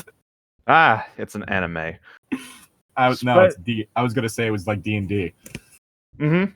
I know. When that happens, it's like, okay, can you guys shut up so I can kill you all now? Especially he will go after Roan, Rena, and Mother together. The warrior replied, her eyes narrowing as she took aim. Well, at least she's being more fucking useful than her mother. And right now, her father, and her brother, and her brother, and her brother. Or is it? Or what are the twins? I don't know. It's a boy and a girl, I think. Is it a boy? Okay, then her brother, and her brother, and her sister, and her mother, and her father. And she's still annoying. Mm-hmm. Done yeets for everyone. Link just stared at her with unblinking eyes, his expression full of shock. He could not believe how brave his daughter was. Only 11 and ready to battle. It was unbelievable even to him. The more shuffling was heard as two more little figures moved forward. Oh my goodness. I'm just imagining Ganondorf just standing there, sword in hand. Just, okay, can I hit you now? I am Spartacus. Done talking? No, I am Spartacus. No, it would be really rude to interrupt you by killing. So I'm just gonna wait till you all finish this whole thing so I can kill you all. I mean, I'm here to kill you, but I don't want to be rude. Honestly, a villain like that, like something like that for comedic effect would be kind of funny. Mm-hmm. The two youngest twins took their places next to their sister and father. The little girl's big brown eyes staring down into her father. Wait, what? Mm-hmm. What? I don't know. When was he knocked prone? I don't know. Maybe she's taller than him. She's 5 and already taller than her father. Mm-hmm. I think we might need a paternity test. Mm-hmm. Someone fucked a Gerudo. Mm-hmm. I will look down into her father's as he looked at her. I will fight too, Daddy. I want to help, the small girl said as she dried her eyes and gripped his free hand. I will too, Daddy, another voice called to him. I will also fight. Apparently, this entire thing is just what this child is saying. Mm-hmm. The child speaks in the third person. Mm-hmm. We will protect Mommy together. All right, if you'll give me a second, I'm going to go turn on my Xbox and start playing Soul Calibur. I'll be right back. Bitch, get here. The small boy was no older than 6. The other twin with medium brown hair looked over at his father, his icy blue eyes reflecting the sun's rays. Oh, it wasn't the sun reflecting his eyes? Nope, apparently not. As he pulled out the fairy slingshot with a Deku seat in it. Yes, child, that is going to do great. Just imagine it's the Deku seat that does Ganon in. Gets him right in the eye. Oh, fuck, my eye! Alright, I'm no longer being polite. You all die now. No, it's like he hits him in the center of the forehead, he falls to the ground, and Link's able to decapitate him. Just because. Gets him in the other eye. My other fucking eye! The fuck is wrong with you people? Then took aim at Ganondorf's face. Well. Isn't this amusing? These little brats of yours think they're going to be able to stop me. It's kind of adorable, honestly. I might spare them and adopt them, because this is kind of cute. It's like stomping on a basket of kittens at this point. Hey, let's really write annoying kittens. Let's write a fan fiction in which this Link and Jenna die to Ganondorf. He raises their kids as his own, and they become badass and they're warriors. less annoying. They become less annoying as a result. And become warriors, and then they make a conquest across from Hyrule onward into different realms. Oh man, but she might sue us, even though she's doing all this other shit involving other people's stories without their permission. I'm gonna put this cute Egyptian zombie chick in the chat. There we go. Let's see. Ganondorf busts out laughing. The sight. His eyes watering as he watched Link's 4 children aim their puny weapons in a feeble attempt to stop him. I'm just... What if they defeated him just by making him laugh so hard he couldn't do anything? Honestly, it'd be funnier if he's like, "Ah, this is too fucking funny. I'm sorry, can't fight right now. Gonna go back home. I'll see you guys tomorrow." Oh my god, Roan, Rina, not you too. Just breaking. Impa and Naburu held on her. She ran forward and stumbled, crashing to the ground. Oh, look, guys! She's clumsy! Wrong story. And I don't think this is a clumsy thing. I think this is just an emotional scene thing. It's not emotional, it's just pissing me off. Yes, but it's supposed to be emotional. I don't think this is supposed to be endearing us with clumsiness. I don't know. I don't care. I don't think even this writer is stupid enough to try that at this moment.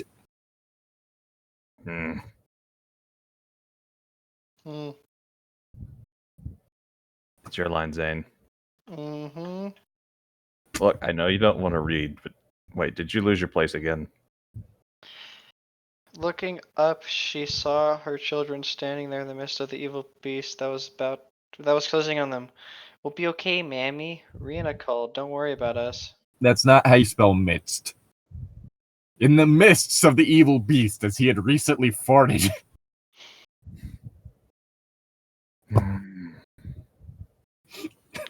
I farted. I'm not apologizing. Yeah, no, it was... Jenna watched as the rest of her children looked over at her, embarrassed by their mother.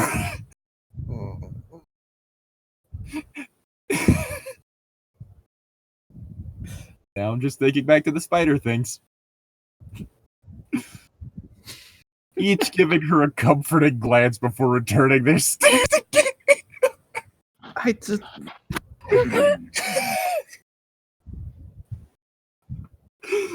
This is so stupid, and I know it gets stupider.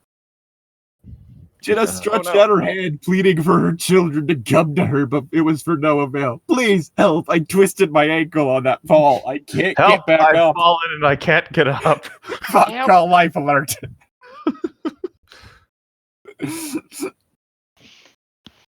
But to no avail. It was as if she wasn't even there as they continued to stand with their father.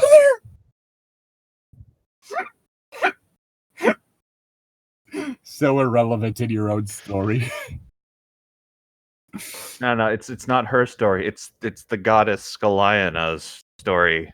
So, I much would prefer if that it was the goddess Scylla.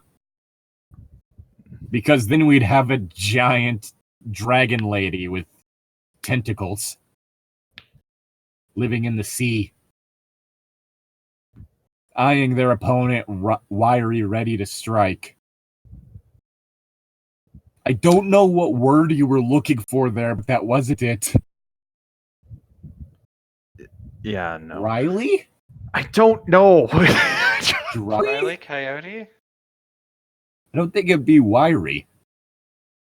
Eyeing their opponent warily? Maybe? I don't know. Maybe. Warily, ready to strike? Warily, comma, ready to strike? It's just not... Well, she's been putting commas where they don't belong, not putting commas where they do belong throughout this entire thing. It would make sense. Ganondorf advanced closer until he was practically breathing Finally, down. you're all ready for me to kill you. Took you long enough.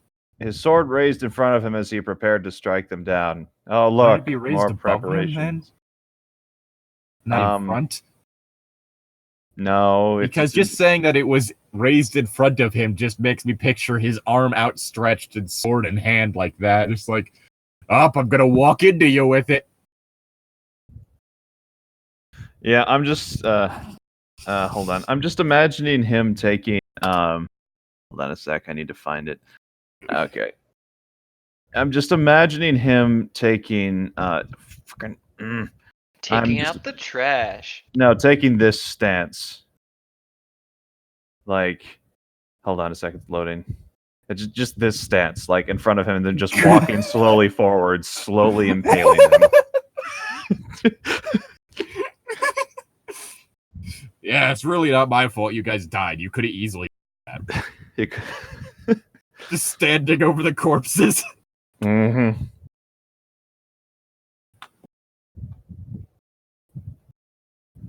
Zane. This is going to be amusing, Gandalf sneered, his face twisting into a vicious smile. Raising his sword, he prepared to strike down the youngest girl. The blunt end of the blade almost hitting her with a loud scream filled the air. So he was just going to smack her with the flat of the blade?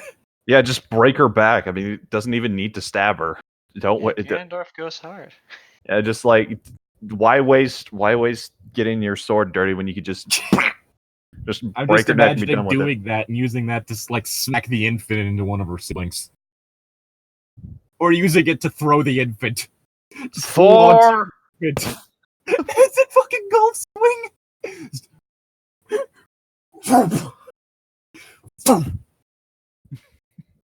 It's a hole in one.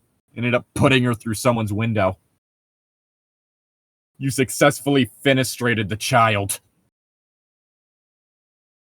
No, oh my goddesses, no. How did you successfully fenestrate my child? Jenna screamed as sheer pain began to shoot through her body into the air. Rena! That was perfectly in someone's window. Jenna cried again as she doubled over, her back arcing as it started pulsating. Oh. Remember how I said get really stupid? Oh, okay. You remember the name of the chapter? Don't scroll back up. I'm scrolling back up. Zane, your line. Her dress ripped as huge brown-like dragon wings shot up from her back. What? Unfurling to reveal large spikes on her. The tips she screamed, clawed into the ground as pain began to surge through the lower part of her body.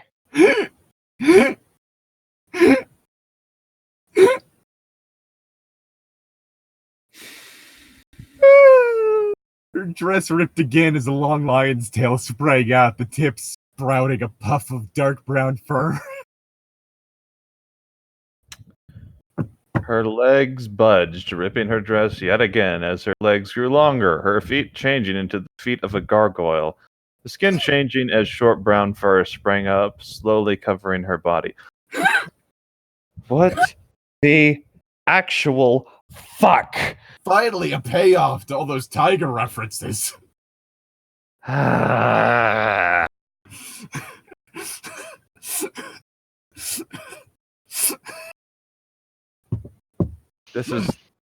This. Wow, what a way to end an era. Am I right? Someone's got a fetish. Yeah, no, that wasn't made abundantly clear when she first described her lion goddess thing, whatever. Or when she described the sex scenes with all the lion noises. She felt her body twist, convulsing as she hunched on her clawed feet, feeling the pain shoot up through her arms and hands as they started to change. Short brown fur sprang out, covering her arms until about mid-arm. Tufts of fur hung at her elbows, then she watched in horror as her mid-arms slowly grew greenish-yellow scales as her fingers slowly changed into extremely long, pointed claws. Digging her long lizard claws into the ground, she bucked her head back and screamed, her mouth open to revel long, sharp fangs growing inside as her face slowly changed into a lion's muzzle.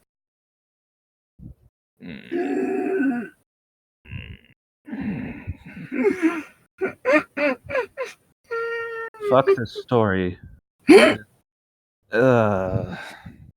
Short brown fur covered her face, her long, beautiful brownish blonde hair.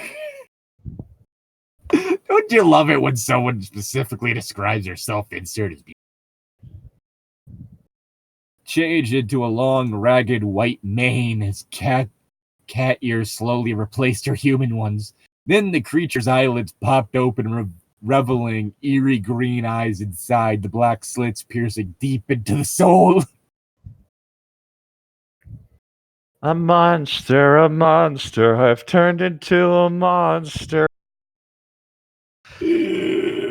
Having the transformation being complete. Oh my, why? I had to read that. I'm going fur. There stood a Hugh cat beast where Jenna once stood, its fangs drooping over its lips as its deep green eyes gave Ganondorf an icy cold stare. Ganondorf stood there, very confused, not quite sure what he witnessed.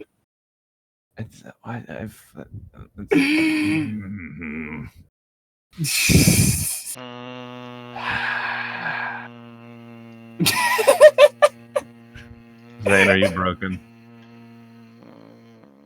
If you could see his eyes right now, they're just bright blue and white text is scrolling across them. I don't like. You don't like the fact that she suddenly turned into a giant divine furry? Yes, I don't. Everything about this is... Just... Again, Kuatli Q just needs to come in and show her how a real god does it. Terrifyingly! Then the creature buckled its head back and cried into the air. Its piercing roar caused everyone to grab their ears in pain as they all dropped to their knees screaming. Ow! This is why you bring earplugs with you when you go monster hunting. Mm-hmm. The moment seemed like an eternity. It's been that way for this entire story, really. As the creatures... it's been going on for almost 2 hours. Yeah. Do not like... Did you want this to have to take up multiple parts?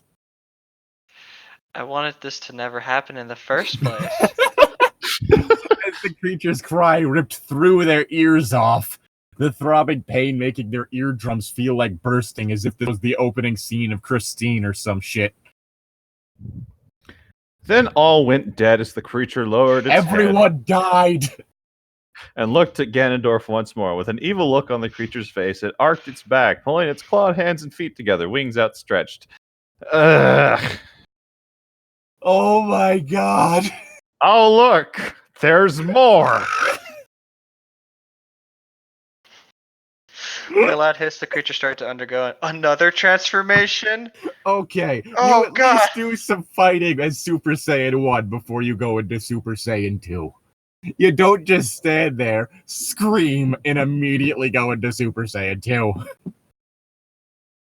And if you do go straight into Super Saiyan 2, you don't stop at Super Saiyan 1 first. Mm-hmm. A row of spikes slowly rose on the creature's back, extending from the top of its back to the rear quarters.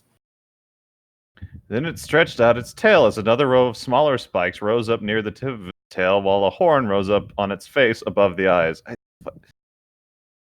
Okay, again, as someone who has done characters with transformative abilities, you need to know how to do this.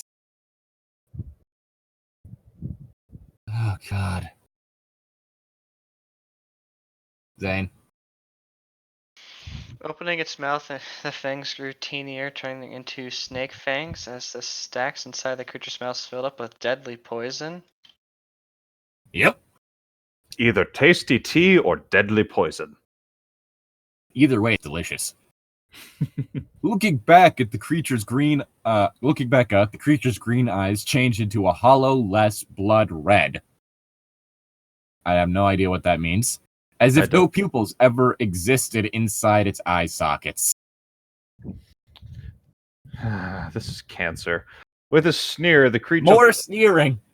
Yeah, with a sneer, the creature curled its lips back, exposing its snake-like fangs as they glistened under the sun. I take that back. This is not like cancer. That's an insult to cancer! I'm pretty sure with how long this has been going on, it's already night. Unless it's the sun of the next morning. I don't... It's... Zane, read your line so we can finish this. No. I know you don't want to. Saliva dripped off them as the creature slowly advanced toward Ganondorf, causing Link and his children to move back in fear. Link now realizes what he married. And this is not his kink. This is Jinna's true form. You know, Jinna, if you told me about this from the start, I probably would have been okay.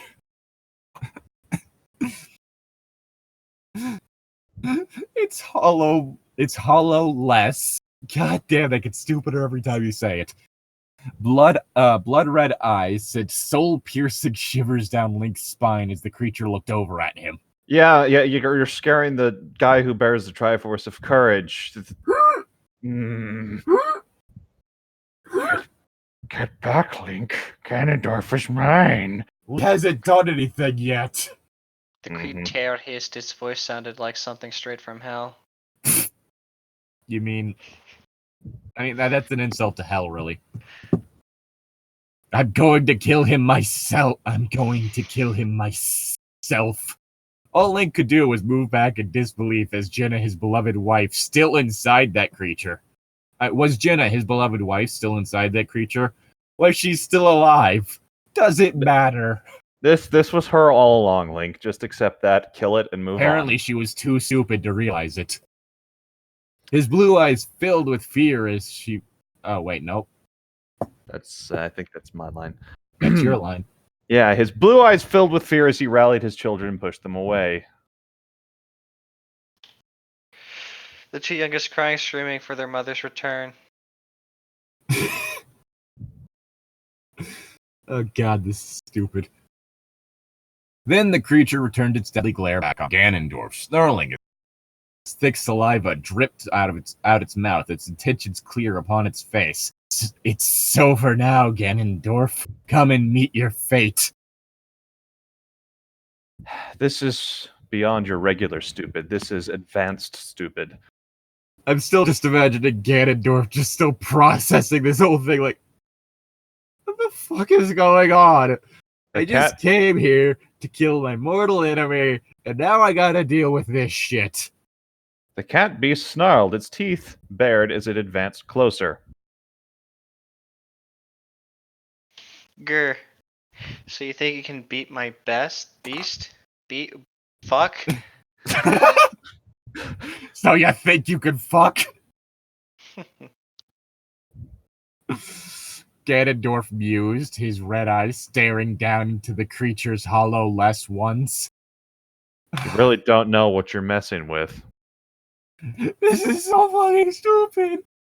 I am beyond stunned. There are no words. I mean, there are plenty of words, but my brain isn't working right now.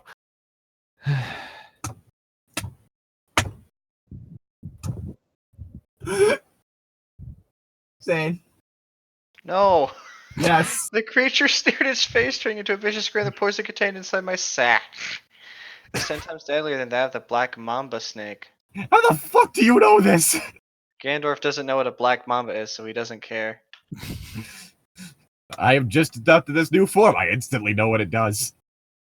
Mm-hmm. There's been no hinting at this at all, except for possibly the mentions the fact that she sounds like a tiger as she fucks.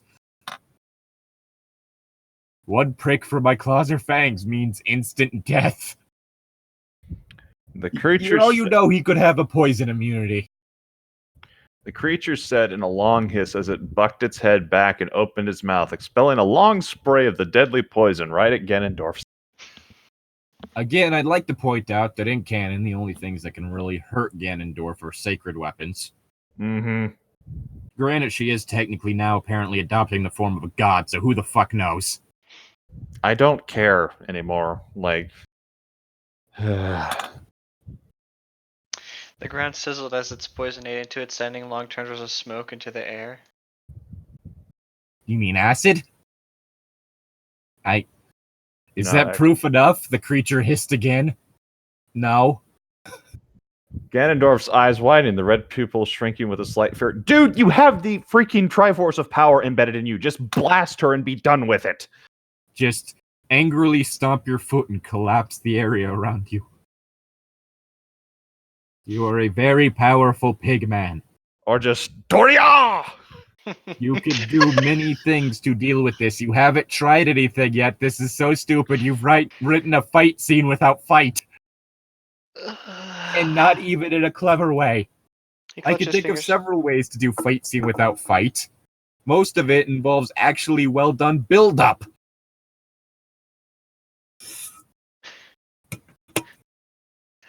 He clutched his fingers tight around the hilt of his sword, raising it up in front of him. His face twisted into a devilish grin as he as his lips curled back, revealing his yellow-stained teeth. Because of course he doesn't brush his teeth. So the beast has more than I thought. This should be a worthy challenge, Ganondorf. More than I thought, in that it has a ranged attack. A ranged attack. I'm gonna also has flying. As well as fly speed. This might be slightly more difficult than I thought. Luckily, I have a ranged spell, so I can shoot you out of the air. Luckily, I can shoot a magic tennis ball at it. That'll stop it. Usually, yeah. I mean, tennis balls tend to stop most animals. Because they get distracted by fast-moving thing. Just take out a laser pointer. Is it my line? Yes. Your line. Well, beast, let's see what else you've got. Ganondorf taunted his outstretched hand, gesturing for the cat beast to come forth. He then pulled a laser pointer out of his pocket. With a loud cry, the creature lowered its head, exposing its horn as it rushed forward with breakneck speed.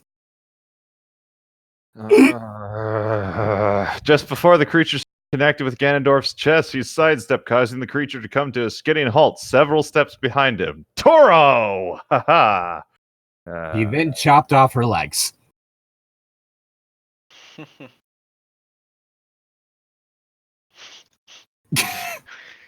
With a snarl, the creature rushed forth again, catching Ganondorf off guard and bashing it into him with its shoulder, sending him flying into a nearby tree. You know, if this was well done, this could actually be interesting. Mm-hmm. With a loud thud, Ganondorf hit the ground, dazed and in pain. Just as he began to shake off the dizziness, he felt something snake around his leg. It was a snake. The creature wrapped its long tail around his ankle and proceeded to spin in a circle, causing Ganondorf to scream out as his very being was thrust into a tornado of searing pain. So long, Bowser! He's so stupid. Whee! It's specifically the fact that it's by the tail.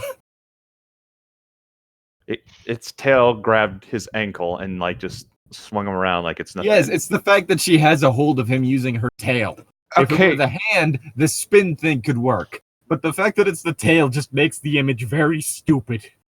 Yeah, just hold. You're not You're not treating the King of Evil with the proper respect he deserves. She treats nothing with respect. Not even. I know this. I'm complaining still. And 2, this is stupid. You're stupid. You should feel bad and not write this story. If someone is getting swung by the tail, it should be that you grabbed a hold of their tail and are swinging them. Have you learned nothing from Power Rangers? Exactly. I was going to say Godzilla, but okay, Power Rangers works too. It's both big dumb suit fights that are funny and impossible to take seriously. But at least with those, that's the charm. Mm-hmm. With a snarl, the creature rushed forth again, catching Ganondorf off guard. And the creature released his grip from Ganondorf, sending him flying into a stone wall that ran through Hyrule Field. That's a strong wall. To the ground, dazed, blood streaming out to the corners of his mouth. Well, this is a weird day. I'm just gonna go home, do a bit of magic research on this thing, then come back and kill you tomorrow. Sound good? But teleports away. Because I'm pretty sure he can teleport to some degree, right? Yeah. It's like bzz, and he's like in a different spot. So yes. I mean, I'm pretty sure the whole thing that gets him defeated most of the time is arrogance. The fact that he just got thrown around like a child's toy probably will cause him to be like, oh, well, I should probably figure out a good strategy for this. Teleport away from your sight, think about this for a bit, then come back and ice you. Because at least when he's fighting Link, it's not like Link is just throwing him around like it's nothing. It's the fact that Link has a sacred weapon. The cat beast advanced slowly towards Ganondorf, its nostrils flaring as it sniffed the surrounding air, checking for signs of life. Yep, he smells alive. Looming over him, the beast's hollow-less eyes stared at his closed ones, watching for any signs of movement when broad hand swiftly connected with the creature's face, sending the beast crashing to the ground a few feet away. Quah, to hell with this, Ganondorf said, wiping the blood from his mouth with the back of his hand. Again, if it weren't for the fact that he was getting absolutely curb stomped, and this wasn't a situation in which this is a character who has been built up with horror. For instance, the whole thing that I tend to do that I have with stuff involving Alex is the fact that she is a verifiable monster compared to other people, and so it's more of a whole thing of the tension being, will the person she's trying to kill be able to get away? This isn't working because of the fact that it is so one-sided. Staggering to his... Oh, wait, nope, this is Zane's line. Staggering to his feet, he walked over to where the beast laid in a heap. Taking his boots, he turned the beast over on its back, looking down as its closed eyes before reaching down and grabbing the beast's throat and raising it to the air. Now time to end this. This has been a very, very short fight. Also, I'd like to point out the fact that with those long spines on her back, it must have been really difficult to do that. Like, oh, she's face down, and I managed to get her onto her. Okay. Also, the wings. Take this shit into account when you write. Ganondorf yelled as he slowly started to tighten his grip on the creature's throat. Dude, Lord of all evil, you could do better than this. Grab her by the throat, then run her through with the sword. Or just rip her head off. Or grab her by the face, run up a building. Or, since Ganondorf can transform, just have a transformation battle. Turn into Ganon. Giant pig against giant giant lion dragon. That would be interesting, actually. It takes place in the abandoned warehouse district. Power Rangers theme in the background. Da, da, da, da. Ganondorf's twisted laugh filled the air as he heard the coughs of labored pain pass the creature's muzzled lips. Don't use that phrase unless you're meaning it in a different way. Then the beast's hollow-less eyes flew open, the emptiness burning like furnaces as the images of fires rose in them. Again, this is like a Power Rangers fight, but stupid. But stupid in a bad way rather than a good way. Exactly. It's like it hit the stupid event horizon and is just hurtling into the stupid black hole. Zane. With a loud cry, the creature kicked Ganondorf in the stomach, causing him to resist his grip around the creature's throat. Hunched over, Ganondorf reached over and grabbed his sword, slowly rising himself off the ground. He looked around, but the beast seemed to have disappeared. Where the hell are you, beast? Ganondorf yelled. Show you ourself, or I will kill Link and his family. Why didn't you do that from the start? Yeah, that would have fucking... Story's pissing me off. That could have made any emotion that you have right here actually ring in some way other than hollow, or at least entirely hollow. It would have been less like a cheap Chinese plastic toy and more like a Kinder Egg hollow. So where there is something inside, but not much. Ganondorf quickly turned as he heard a rustling sound behind him, raising his ready to muscles tensed up as the dead silence continued, his patience growing tiresome. This is your last chance, beast, to save your beloved Link, he yelled as a sun figure with immense strength jumped on him from behind. Okay, these threats would be making more sense if you had actually done something earlier, but Its fangs The sinking fact that down. she can't have steaksness. Its fangs sinking down into his neck, injecting its deadly poison into his body. Unfortunately, he was immune to poison. Nah, that'd be nice. It turns out the Ganon has an immunity to acidic damage. Mm-hmm. The last scream, Ganondorf crashed to the ground, blood trickling down his neck as the creature closed its mouth tight around his neck, burrowing his fangs deeper. Ganondorf gasped, his hands feebly trying to claw at the beast's face, his eyes widening with fear as he felt his body slowly going numb, the deadly poison taking its toll.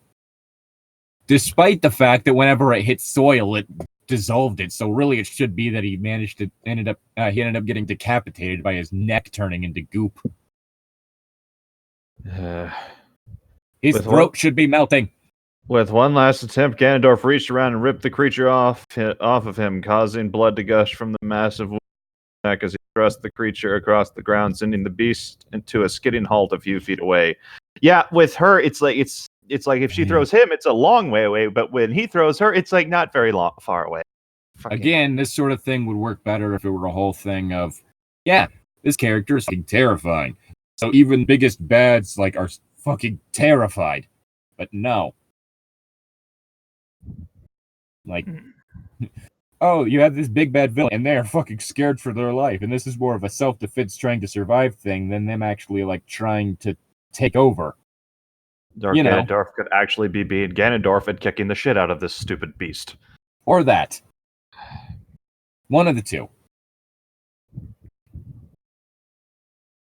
Ew. Whose line? It's falling into his hands, Ganondorf sat in a pool of his own blood. At the last ounces of his strength left his body, life slowly slipping away with one last gasp. Ganondorf crashed into the ground, the last of his life leaving his body side, stared at the world once more. How can this be? Bad writing. I cannot lose. Where the last words passed his lips as death finally claimed him. Struggling to get up, this creature slowly raised his head, looking at the dead heap laying just a few feet away before unconsciousness claimed it. Oh, cool. Unfortunately, she swallowed some of her own poison, being as it wasn't venom, apparently.